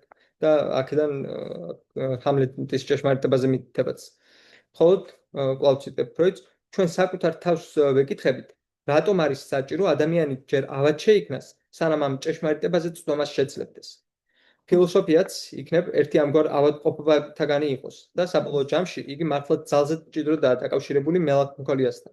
ამას გვეუბნება ჰაიდეგერი, მაგალითად, ისევე როგორც დერიდა. თვით არისტოტელეც კი, რომელიც ამგვარ მელანქოლიკებად მოიხმობს, მაგალითად, ემპედოკლესა და პლატონს და ასე შემდეგ. თუმცა კი იგი განსხვავებას ავლებს ბუნებრივ ჯანსაღ მელანქოლიასა და ავადმყოფურ მელანქოლიას შორის, რომელიც უმნიშვნელო განსხვავება არის სადია, ეს მაინც ვერაფერს აკლებს ამ არსობრივ კავშირს ფილოსოფიასა და მელანქოლიასთან. და გარკვეული პერსპექტივიდან ეს კიდევ ერთხელ დასტურყოფს პასკალის ეულ ჭეშმარიტებასაც, რომ ციტირებ პასკალს, ადამიანები იმდენად აუცილებლობით შეშლილნი არიან, შეშლილობა იქნებოდა სიგიჟის სხვაოვინით არ იყოს შეშლილი. და როგორც ფროიდი ამბობს, რადგან უეჭველია, რომ თუ კი ადამიანს საკუთარი თავის შესახებ გააჩნია და სხვებს უმხელს ამგვარ შეხედულება, რომელიც ჰამლეტს გააჩნია როგორც საკუთარი თავის, ისე ყველა დანარჩენის მიმართ, use every man after his desert and who shall escape weeping. იგი ავადაა მიუხედავად იმისა, იგი ჭეშმარიტებას ამბობს თუ მეტნაკლებად უსამართლოა თავის მიმართ. ციტატის დასასრული. მაგრამ დავუბრუნდეთ ჩვენ საკითხთან. რაც გლოვაში ხდება, არის ის, რომ სინამდვილის მოცემულობა გვითითებს, რომ სიყვარულის ობიექტი აღარ არსებობს და შესაბამისად ლიბიდო, რომელიც მასზე იყო მიკრული, მას უნდა მოწყდეს. კიბნეულ რეაქციას, რომელიც ამ აღმოჩენას ახლავს, განაპირობებს ზოგადი მოცემულობა, რომლის მიხედვითაც ადამიანს არასდროს სურს არსებული ლიბიდური პოზიციის დათმობა. როგორც წესი, საბოლოო ჯამში სინამდვილის პრინციპი იმარჯვებს, თუმცა ეს ვერ მოხდება მყისიერად, არამედ მხოლოდ თანდათანობითად და ამ ხნის განმავლობაში დაკარგული ობიექტის არსებობა ფსიქიკურად გახანგრძლივებულია. წერს ფროიდი. რაც შეიძლება აქ პარადოქსულად მოგვეჩვენოს, ის არის, რომ ამ პერიოდში სუბიექტი პირიქით ლიბიდოთი მაქსიმალურად ტვირთავს დაკარგულ ობიექტს, მის ხსოვნას და ასე შემდეგ, ისე თითქოს იგი უკიდურეს სვლამდე მიჰყავდეს და მხოლოდ ამგვარი ჰიპერკატექსის შემდეგ არის შესაძლებელი ობიექტისგან ლიბიდოს მოხსნა. შეგვეძლო გკითხა, თუ რამდენად არის ამგვარი მოხსნა აბსოლუტური და თუ ეს საერთოდ შესაძლებელია, მაგრამ ამას მოგვიანებით მივუბრუნდეთ. რაც შეეხება მელანქოლიას, თუ კი ისიც ასევე ობიექტის დაკარგვაზე რეაქციაა, სამაგიეროდ ხშირად ეს დანაკარგი უფრო იდეალური სახისა წერს ფროიდი. აუცილებელი არაა ობიექტი მართლაც გარდაცვლილი იყოს. მხოლოდ იგი დაკარგულია როგორც სიყვარულის ობიექტი. რამდენადაც მან, მაგალითად, ვერ გაამართლა იდეალის ხატი და ასე შემდეგ. მაგრამ რაც უფრო გამოსარჩევია, ხშირად უეჭველია, რომ საქმე გქონდა დანაკარგთან, მაგრამ არ არის ცხადი თუ რა დაიკარგა. და კიდევ უფრო ნაკლებ არის ცხადი თავად პაციენტისთვის. მაშინაც კი, თუ პაციენტი აცნობიერებს დანაკარგს, რომელზე რეაქციასაც მისი მელანქოლია წარმოადგენს, მან მხოლოდ ციტირებ ფროიდი, იცის თუ ვინ დაკარგა, მაგრამ არ იცის თუ რა დაკარგა მასში, ან მისი სახით. ამდენად, გლოვისგან განსხვავებით, რომელშიც დანაკარგის შესახებ არაფერი არ აცნობიერი, მელანქოლიაში საქმე გვაქვს გარკვეულ განდევნასთან. კიდევ ერთი მნიშვნელოვანი განსხვავება, რომელიც მიმართულებას გვანიშნებს, შემდეგია.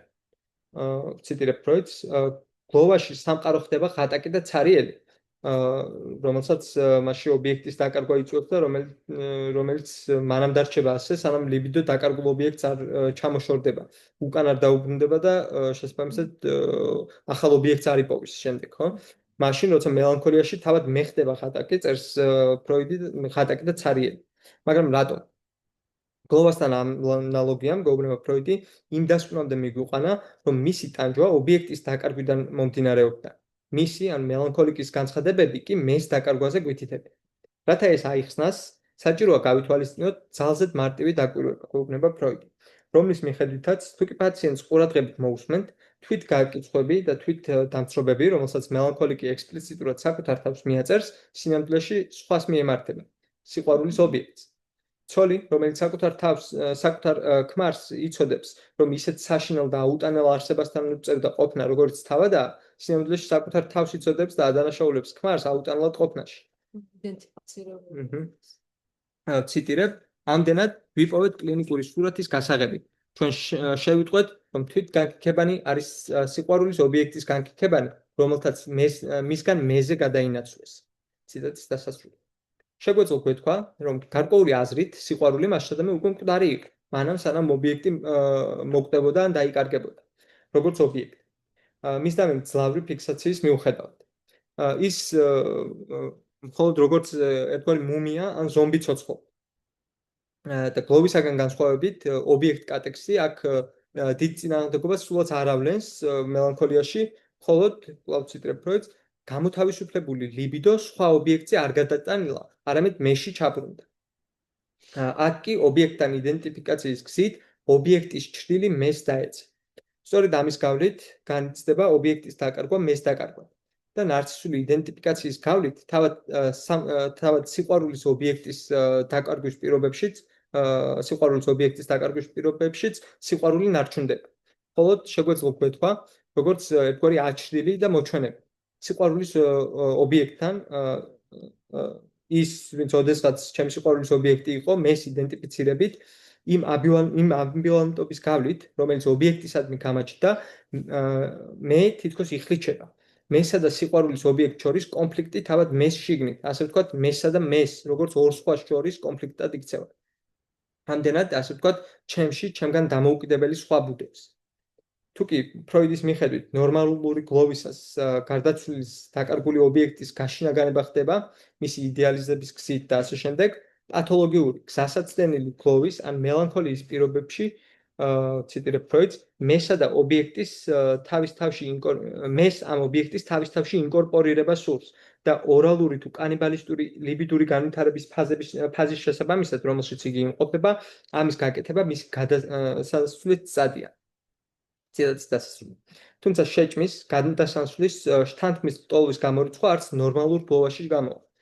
გაშინაგანებისაკენ სწრაფვა უკვე იმთავითო განიშნებს ამისაკენ.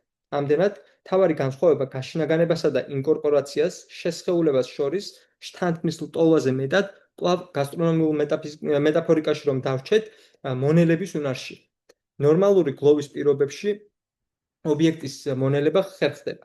მისი ათვისება და შესხორცება. თუკი კიდევ ერთხელ ამგვარი აბსოლუტური მონელება, რაც იგივე იქნებოდა ნორმალური გლოვა, როგორც ასეთი საერთოდ შესაძლებელი. მაშინ, როცა პათოლოგიური გლოვის პირობებში ამგვარი მონელება ვერ ხერხდება. ნიკოლა აბრაჰამისა და მარია ტოროკის მიხედვით, რომლებიც ფროიდის გლოვის თეორიის გამცობასა და ხელახალ ინტერპრეტირებას შეეცადნენ, ინკორპორაციისას, შესხეულებისას ობიექტის შემოგვაქვს კი ჩვენში, მაგრამ ის ვერ ხდება ჩვენი ნაწილი. ის დამოუკიდებელ, ცალკეულ ადგილს იკავებს ჩვენსავე სხეულში და მასში განაგრძობს არსებობას როგორც სხვა. კენ მაკმულანის ფილმში Ghost Dance დერიდა შემდეგგვარად აღწერს ამ თეორიას. ციტირებ, მათ ძალუძს თავად ისაუბრონ, მათ ძალუძს მოჩვენებებით მოიცვან, ან მუცლით ამეზღაპრევონ ჩვენი საკუთარი სხეული, ჩვენი საკუთარი დისკურსი. ისე, თითქოს მოჩვენება გამოკეტილი იყოს საძვალეში ჩვენს შიგნით. ჩვენ ერთგვარი სასაფლაო ხდებით მოჩვენებების. მოჩვენება შესაძლებელია იყოს არა მხოლოდ ჩვენი არაცნობიერი, არამედ სწორედ რომ სხვისი არაცნობიერი სხვისა, რომელიც ჩვენს ნაცვლად საუბრობს. ციტატის დასასრული. ამდენად, ტექსტის თითქმის შუა წელზე ფროიდი ორ მნიშვნელოვან ფაქტორზე უთითებს. ერთი მხრივ, რაც უკვე ვახსენეთ, იდენტიფიკაციაზე, ხოლო მეორე მხრივ, ობიექტის არჩევის ნარცისულ ტიპზე, რომლის გამოისობითაც ობიექტზე მიმართული ლიბიდო წინააღმდეგობის პირობებში ნარცისიზმს უბრუნდება. ეს თვისებები თითქოს მელანქოლიას ნორმალური გლოვისაგან უნდა განარჩევდეს. ციტირებ ფროიდს, მელანქოლია ამდენად თავის ზოგიერთ თვისებას გლოვისაგან სესხულობს, ხოლო დანარჩენებს ობიექტის ნარცისული არჩევიდან ნარცისიზმს და რეგრესიის პროცესისაგან. მაგრამ არის კი ეს საკმარისად მკაფიო მიჯერი. განა იდენტიფიკაცია გლოვის შემთხვევაში მოსაკლისებულია, მართლაც და შედარებით მოგვიანო 1923 წლის ტექსტში მე და იგი ფროიდი წერს. ციტირებ, ჩვენ წარმატებით ავხსენით მელანქოლიის მტკივნეული აშლილობა იმ ვარაუდით, რომ დაკარგული ობიექტი ხელახლა მკვიდრდება მეში. ანუ ობიექტ კატექსტ იდენტიფიკაცია ანაცვლებს. თუმცა მაშინ ბოლომდე არ გვესმოდა ამ პროცესის სრული მნიშვნელობა და არ ვუწყოდით სინამდვილეში რამდენად ხშირი და ტიპურია იგი. მას შემდეგ ჩვენ შევიმეცნეთ, რომ ამ სახის ჩანაცვლება მნიშვნელოვნად განაპირობებს ფორმას, რომელსაც მეიღებს და არსობრივად მონაწილეობს იმის შენებაში, რასაც მისი ხასიათი ჰქვია. ციტატის დასასრულს. ამდენად იდენტიფიკაციას გლოვაშიც უნდა ედოს წილი და არც უმნიშვნელო წილი. ხოლო რაც შეეხება მეორე ფაქტორს, მის შესახებ ფროიდი თავად წერს. კვლავ ციტირებ, ჩვენი თეორიისათვის საჭირო დასკვნა, რომელიც მელანქოლიით მიდრეკილებას ობიექტის არჩევის ნარცისული ტიპის ბატონობის ქვეშ ათავსებს, სამწუხაროდ ჯერაც არ დადასტურებულა კვლევებით. ციტატის დასასრული. თუმცა, რაც კიდევ უფრო მნიშვნელოვანია, როგორც ზემოთ ნარცისიზმის წაკითხვის ცდილობისას ვაჩვენეთ, ან ვეცადეთ გვეჩვენებინა, თავად ფროიდისავე ტექსტის ლოგიკა ყოველგვარი სიყვარულის საფუძველს ნარცისიზმში ათავსებს. როგორი განსხვავებული ტიპისაც არ უნდა იყოს, თავად ეს ნარცისიზმები ერთმანეთს ეკ. და ბოლოს, საერთოდ ვის შეუძლია დაუშვას რაიმე სახის გლოვა ნარცისული მოტივებისა და ობერტონების გარეშე. სადაც სხვის გამოგლოვებაში არ მოისმის ექო საკუთარი თავის გლოვისა. რომ გლოვას თან ახლავს მაგათ განცდა სამყაროს სიღატაკისა და სიცარიელისა, არ უდრის ეს სწორედ გლოვას საკუთარი თავისა, რომელიც ამ სიღატაკაში რჩება. გლოვას მარტო დარჩენისა, საკუთარი დანაკარგისა, საკუთარი სიმარტოვისა. გლოვას, რომ ამიერიდან ილმეფოდღა ეღეტუს სოლ, სრულიად მარტოს მომიწევს ვიხეტიალო. არ ახლავს ნებისმიერი სახის სიყვარულს წინსწრების სევდა გარდაუვალი დანაკარგისა, რომ რომელიღაც უეჭველად დაასწრებს მეჰორეს. დევიდ ამას სადღაც ერგო პირობადაც კი მონიშნავს ყოველგვარი სიყვარულისა თუ მეგობრობისა. არ არის ყოველგვარი სიყვარული წინასწარვე აღბეჭილი წადილით ამგვარი დასწრებისა. შიშით, რომ არ მოგიხდეს მეორეს სიკვდილზე დასწრება.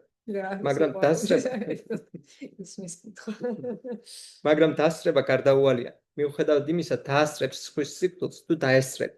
და ამ დასწრების წადილშიც გარდაუვალია ნარცისიზმის ნაკვალევზე წაწვდომა. ეს მისი აპორია, მისი ხრიკები გამოულებია. ციტირებ დერიდას, ხოლო საკუთარი სიყვარული ძალგვიც. ვერაფერი გვექნება გაგებული სხვის სიყვარულზე, შენის, სხვის, როგორც ასეთის, სწორად გესმის, გარეშე ნარცისიზმის ახლებური გაგებისა, ახლებური მოთმინებისა, ახლებური მნებისა ნარცისიზმისადმი. ნარცისიზმის უფლება უნდა აღდგეს. ამისათვის დრო და საშუალებებია საჭირო. მეტი ნარცისიზმი, ან მეტი აღარ ნარცისიზმი, ფრანგულში plus de narcissisme, რაც ორივეს ერთდროულად ნიშნავს, მეტი ნარცისიზმი და ამავდროულად მეტი აღარ ნარცისიზმი. მარად მეტი ნარცისიზმი, ან მარად მეტი აღარ ნარცისიზმი, toujours plus de narcissisme. სწორად გათვლილი სხვის ჩათვლით. bien compris, y compris de l'autre. მაგრამ თუ კი აქ ასე შეიძლება მოჩანდეს, თითქოს და განსხვავებას ვშლიდეთ ნორმალურ გლოვასა და პათოლოგიურ გლოვას, ან მელანქოლიას შორის, ეს არა იმისთვის, რომ ფროიდის თეორია უკუაგდოთ, ან ჩავასწოროთ და არც იმისთვის, რომ მართლაც და განსხვავება წავშალოთ მათ შორის, რომელიც მხოლოდ თერაპიული განზომილებით არ შემოიფარგლება ცხადია. ყოველივე პირუკ, ჩვენ მხოლოდ იმის ჩვენება გვსურს, რომ განსხვავება შესაძლოა სხვა ტიპის იყოს. ეგებ ხარისხობრივიც კი. რომ არავითარი ნორმალური გლოვა, როგორც ასეთი, წმინდა სახით არ შეიძლება არსებობდეს. როგორც ზემოთ თქვა, ფროიდი თავადვე აყირავებს ნორმალურობა პათოლოგიურობის საფუძვლებს.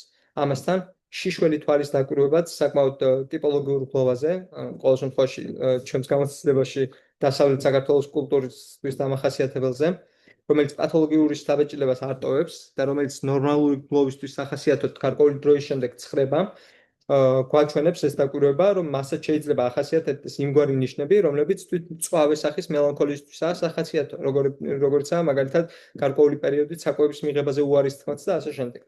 და ამასთან ნორმალური წარმატებული გლოვა არ იქნებოდა აბსოლუტური დავიწყება გამოგლოვილისა, მაგრამ თუ კი გლოვა, როგორც გლოვა მართლაც შედგა და მართლაც როგორც გლოვა, განაშესაძლებელია აბსოლუტური დავიწყება. ამ აპორიას გლოვა ბოლომდე ვერასდროს დაუსრულდება. მაგრამ აქ ვასრულებთ გლოვასა და მელანქოლიას, მისი წაკითხვის ცდილობას, რომელიც უეჭველია კიდევ უფრო დაბნეული, ეჭვებით ახსავსე და არასრული და გაუმყარებელია, ვიდრე თავად ფროიდის დისკურსი ამ ტექსტში, რომელიც გამუდმებით გვითითებს იმაზე, რომ მასალები არასაკმარისია, რომ ახსნების შესაძლოა არ იყოს დამაკმაყოფილებელი, რომ დასკვნები არ არის საბოლოო და ასე შემდეგ. და ამის სანაცვლოდ მეტად ჰიპოთეტურ, ცდომილ, იქნებ სახის აზრთა სვლას დაუთმობ სიტყვას.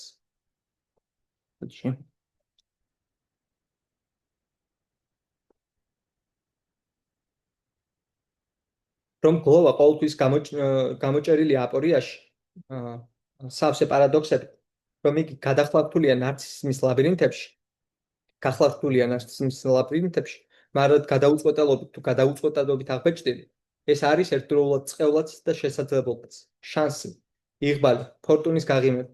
ეს ზარათუსტრას ბაგირია, გამოკიდებული ორ კოშკს შორის, მოქანავე და რისკის შემცველი. ყოველთვის შესაძლებელია დევიდას კვალად გლოვის შესახებ კანტიანური შეფერილობის კითხვები დავშვათ, როგორ მოვიქცე, მაგრამ პასუხი კვლავ თოქს ერჩება, ბაგირზე.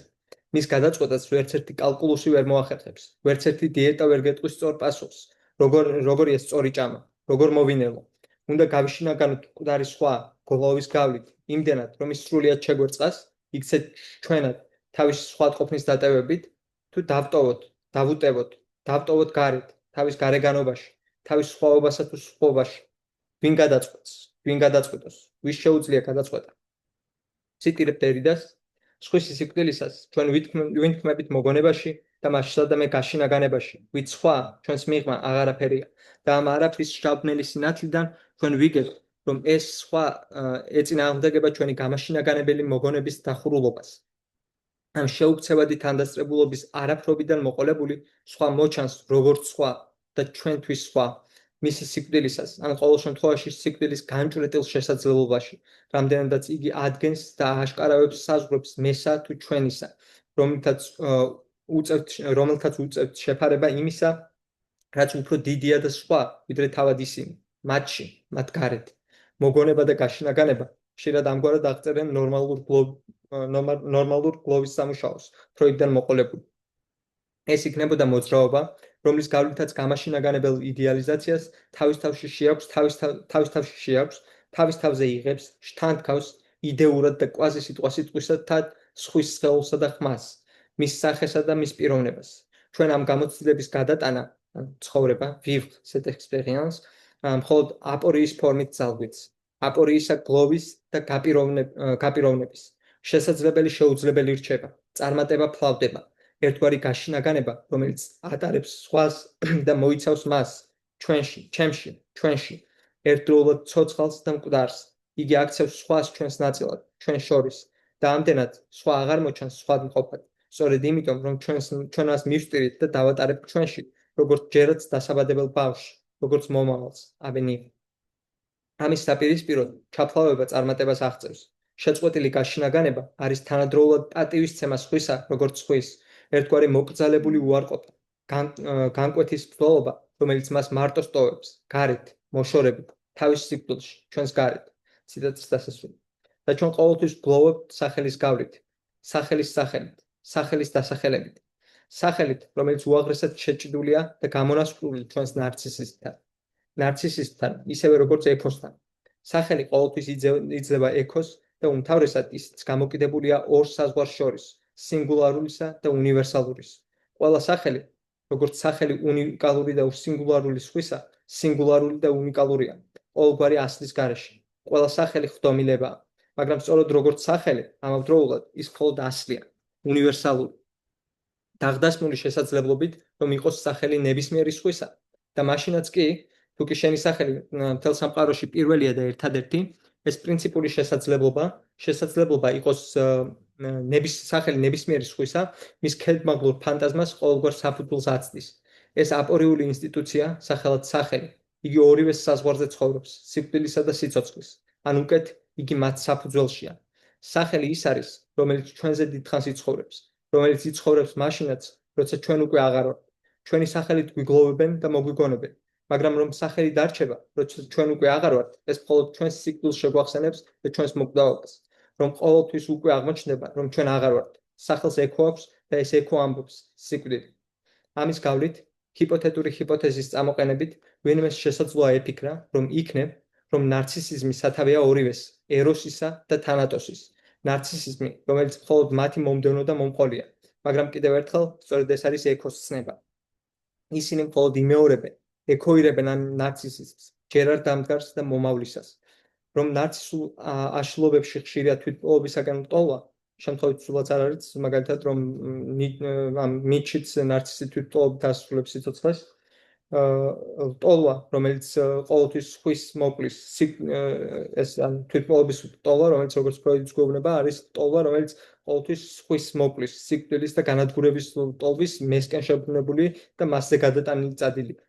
რომ ყოველივე სიყვარული, რომელთა გულის გულშიც ყოველთვის ნარცისიზმი ბუდობს, საბოლოო ანგარიშით სუიციდურია, ესეც აშკარად გვიმხელს თუ რამდენად მოკავშირეობს ნარცისიზმის სიკვდილის ტოლვასთან. მაგრამ მეორე მხრივ, ნარცისიზმის სიცოცხლის მექანიზმია. არა მხოლოდ იმიტომ, რომ როგორც ფროიდი წერს, იგი ერთგვარად თვითგადარჩენისა და თვითშენახვის დამატებაა თუ გაგრძელება, ნარცისიზმი სიცოცხლეს ესწრაფვის, უკვდავებასაც კი, მას სურს იცოცხლოს.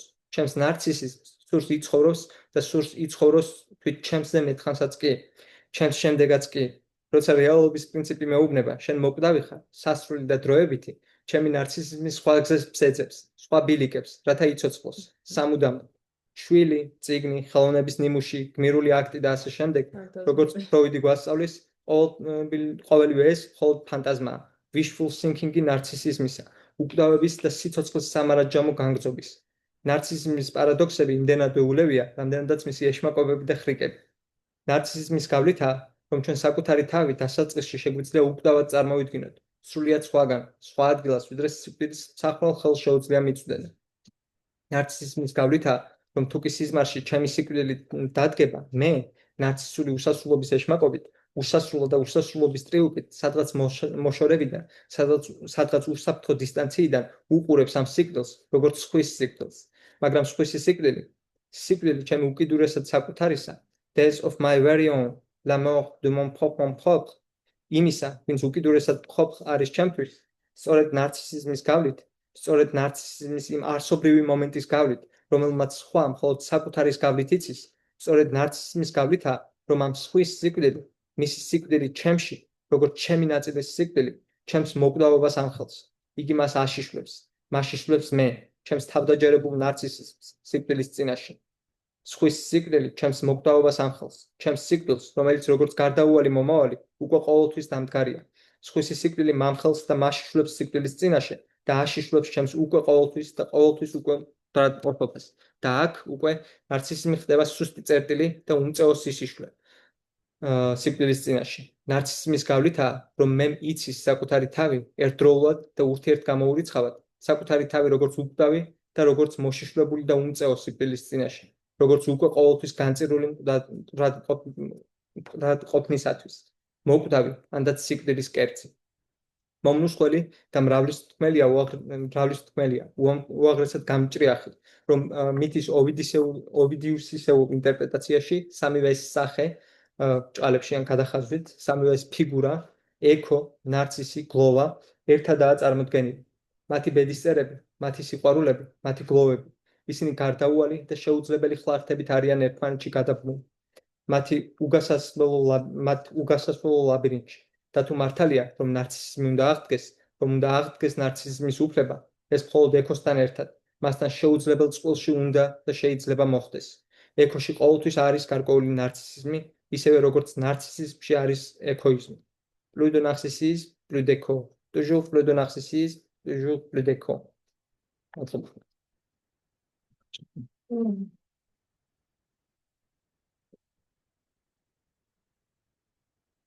მადლობა.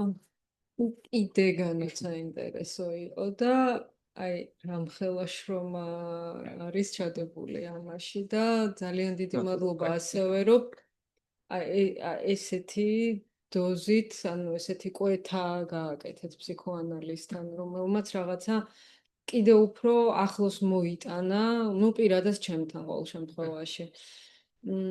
რავი, კომენტარები, კითხვები, ვისაც გაქვთ? აგერვართ. იოანე. თუ გაგვიზია რა. შეიძლება რომ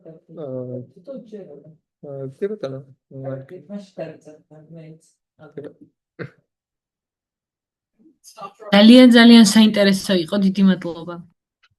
მადლობა თქვენ.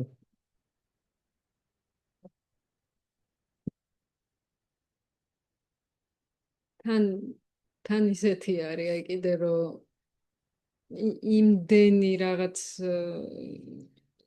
განსხვავებული რაკურსებით იყო წამოღებული, რომ აი მეც ეგ გამიჩნდა, რომ ცოტა ფილმის სტრუქტურაც ქონდა ტექსტს. არა, ანუ კიდევ მოსასმენი არის, რომ ჩემთვის პირადად იმდენად ღრმა და საოცარი იყო მართლა.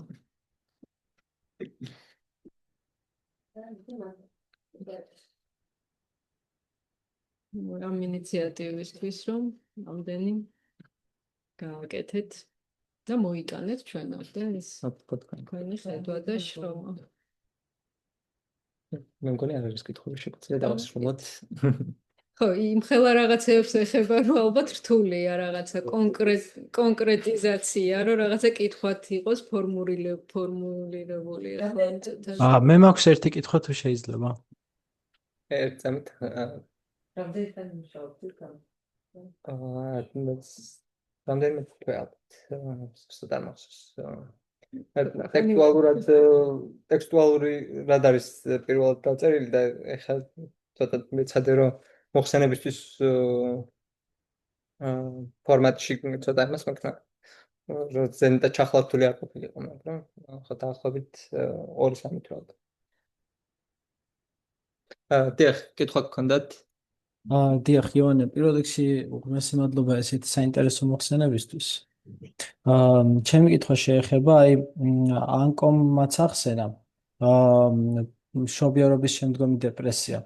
და თქვენ ახსენეთ, რომ ესე იგი ბავშვის გაჩენის შემდგომ დედის ასე ვთქვათ ნარცისიზმი ეხმარება მას აძლევს საშუალებას, რომ ბავშვი ინვესტიცია გააკეთოს თავისი ლიბიდოსი. მაგრამ მეორე მხრივ თუ შევხედავთ რომ პოსტმშობიარობით დეპრესიას, როგორც ასე ვთქვათ, ნარცისიზმის სხვაგვარ სახეს, რომ როდესაც დედა ასე ვთქვათ საკუთარ თავში იკეტება და არ აქვს უნარი რომ ლიბიდო გასცეს. აი როგორ შეიძლება შევადაროთ ეს ორი ნარცისიზმი, აი იმ რაკურსი და როგორც თქვენ განიხილავთ ნარცისიზმს? მე მგონი თქვენ საბას პასუხზე ამბობთ საბამ თქვა ხო ეს დაბადების მშობიარობის შემდეგ ხო სხვა მხრივ უფრო კონკრეტულად კითხვა თუ შეიძლება კიდევ ერთხელ ბოდიში აი ეს ბოლო ნაწილი. დიახ, აი ანუ თქვენ ხომ ახსენეთ თუ საბამ ახსენა ზუსტად არ მახსოვს რომ ასე ვთქვათ რომ დედის ნარცისიზმი გამოიხატება იმაში, რომ იგი თავისი ლიბიდოს კატექსირებას ახდენს ბავშვში. საკმარისი ნარცისიზმი ახსენეთ კი. დიახ, თუნდაც ესე რომ მოიხსენიოთ, ანუ ეს ასე ვთქვათ, ამას დავარქვათ რაღაც ერთგვარი ნარცისიზმი და მეორე მხრივ ხო შეიძლება იმასაც ნარცისიზმი უწოდოთ, რომ დედა ვერ ახდენს ამ ლიბიდოს ინვესტირებას ბავშვში და იკეტება საკუთარ თავში. ანუ თითქოს ესეც რაღაც სახის ნარცისიზმი, როგორც სხვაგვარი ნარცისიზმი.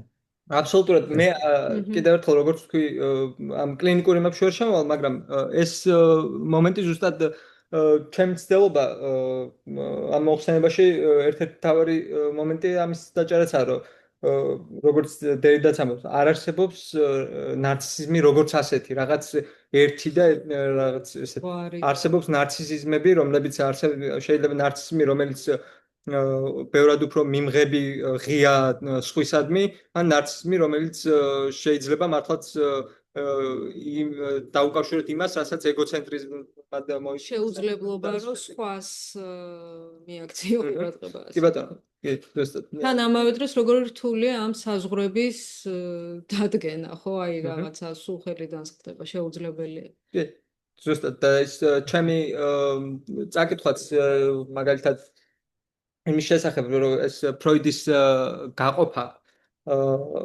სექსუალურ ტიპებს შორის, როგორც ნარცისული ტიპი და ყრნობითი ტიპი, ჩემი წაკითხვაც იმისა, რომ ესეც ყრნობითი ტიპი სინამდვილეში ნარცისულია, უკავშირდება ზუსტად ისევ ამ ორ სხვადასხვა ნარცისიზმს და კიდევ ერთხელ ესეც არ არის ორი ნარცისიზმი, არც ორია და არც სამი, ხო, ეს ნარცისიზმი არ არის რაღაც ესენციალური მოცემულობა, რაც რის წინააღმდეგაც არის ერთი მხრივ ჩემი მოხსენება, ზუსტად არის ის ცდილობები, რომელიც ხშირად გარკვეულ ეგოიზმთან და ეგოცენტრულობასთან დაყვანა, ხო, ნარცისიზმის.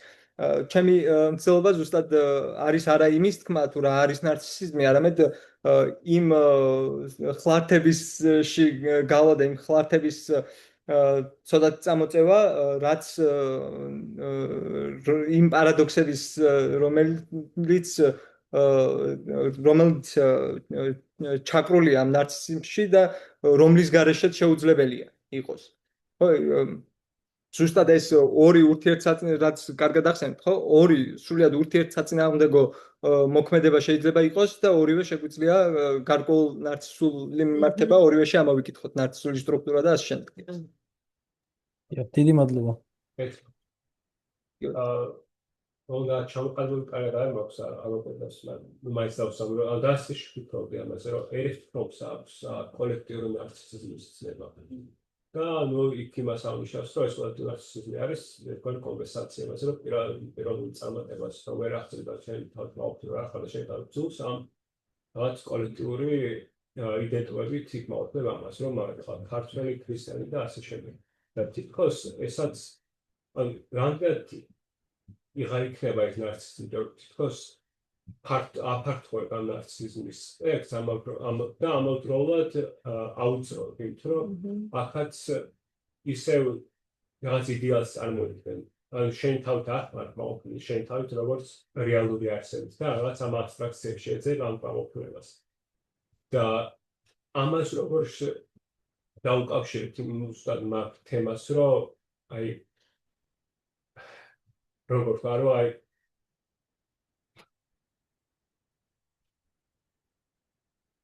რამდენად შეიძლება ნარცისიზმი პიროვნებასთან დაუკავშიროთ ერთ ინდივიდთან უბრალოდ და არა პიროვნებასთან.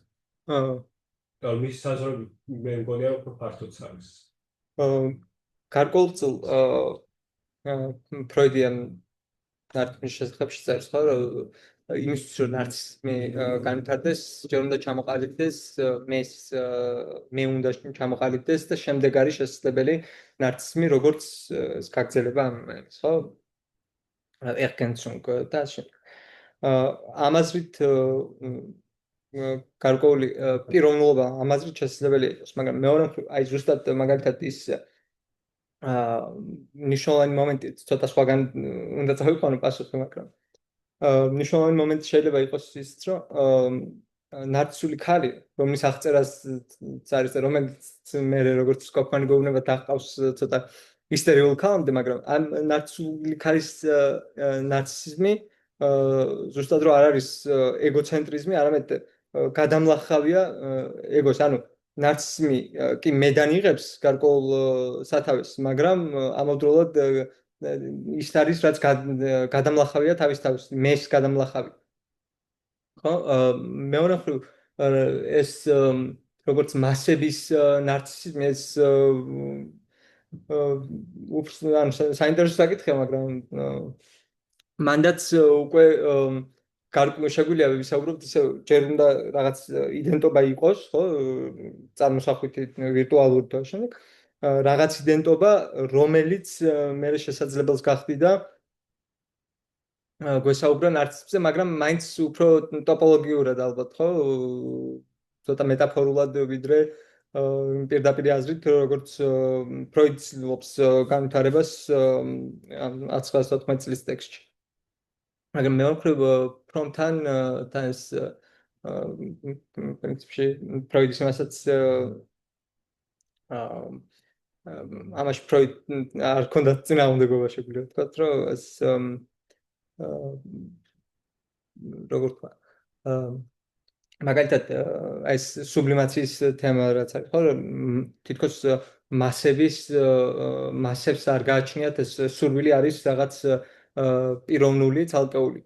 მაგალითად დელიოზის და გვატარის კრიტიკა ფსიქოანალიზის, ფროიდიანული ფსიქოანალიზის, ზუსტად მის შიზოანალიზის წამოყენება ერთ მხრივ ზუსტად ეგ არის, რომ სინამდვილეში სურვილი პირველ რიგში ეს ჯგუფების სურვილია და ასე შემდეგ. რომ მაგალითად ჰიტლერი ზუსტად მაგალითად ვიღაც ბიუროკრატი სექსუალურ მიმართებაში ამ ქაღალდების ძიებასთან და ასე შემდეგ, ან ჰიტლერმა თავის დროს სექსუალურად აღაგზნა გარკვეულწილ გერმანელები. ეს ანუ აქ სუბლიმაცია გარკვეული სექსუალობა არის ამ მასობრივ იმებში და არ უნდა გამოუკეტოთ დელიოზის და გვატარის აზრით რაღაც ოჯახურ იმაში ხო ბევრად უფრო ფაქტოა, მაგრამ ეს კიდე უფრო სხვაგან წავიყვანე პასუხი, მაგრამ ხო პრომის თეორიის სიმართლე თქვა ეგრე მე არ ვიცნობ მithumetes ახლო ეს ამ ქონია შეხება და თქვენთან რომ გაიშვერე ეს აზრი რომ მაგათ მე ნარციზმი შეიძლება მარტო არსებობდეს, მაგრამ დიდი სხვის უნარს. თითქოს მანდაც ეგ არის რომ შეიძლება ყველანაირი ნარციზმი კოლექტიური ნარციზმი არის რომ მე მარტო შეიძლება მივყვარდეს ის ჩემ თავში რაც არის საერთო ყველასთვის რაც სიმბოლურია. ან მე ჩემ თავს ასე ვერ შევყარ ვის რა შევყარო რაც სიმბოლური ასპექტი არის რაც აბსტრაქცია. ხო, მაგრამ მან უკვე მაგ დაშვებაში უკვე თითქოს წინსწრები დაშვება უნდა იყოს ამ აბსტრაქციის საფუძვლის. მეორე მხრივ შეიძლება ვთქვათ ცოტა სხვანაირად რომ ეს რაღაც უფრო მეტი ჩემში აი ეგ ერთდროულად ეს არის ზუსტად ნარცისიზმის შეუძლებლობა, რაც ერთდროულად შესაძლებლად აქცევს ნარცისიზმს და მეორე მხრივ ლიმიტსაც უწესებს, ზღვარს უწესებს და შეუძლებლად ხდის, მაგრამ ნარცისიზმი, როგორც ნარცისიზმი არის ეს შეუძლებელი ნარცისიზმი გარკვეულწილ. შეუძლებელი ზუსტად აი ზღვრის წინაშე და ეს მაგალითად ზღვის სიკვდილის გამოცდილება, ხო? ზღვის სიკვდილის გამოცდილება, რომელსაც განვიცდი და რომელსაც გლოვის იმაში მაგალითად ჩემს რაღაც მოგონებას დავატარებ ზღვის ამ შემდეგ და შესაბამისად გარკვეულწილ ჩემში ცოცხლობს როგორც სხვა, მაგრამ ეს როგორც სხვა, რახან ჩემში ცოცხლობს როგორც სხვა, ეს აწესებს იმ ზღვარს მესა და სხვა შორის, ხო? ამიტომ ეს მნიშვნელოვანი მომენტია ნარცისიზმისთვის.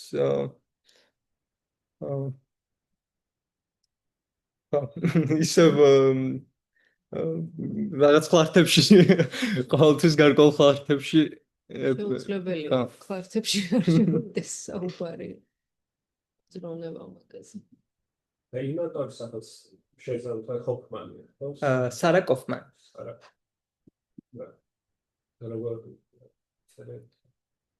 ჩვეულებრივად სარა. H-ით ბოლოში და კოფმანი ჩვეულებრივად. ორი ერთი. არა, ერთი. ეს გვარი ზოგჯერ ორი არის ფაში. ხო.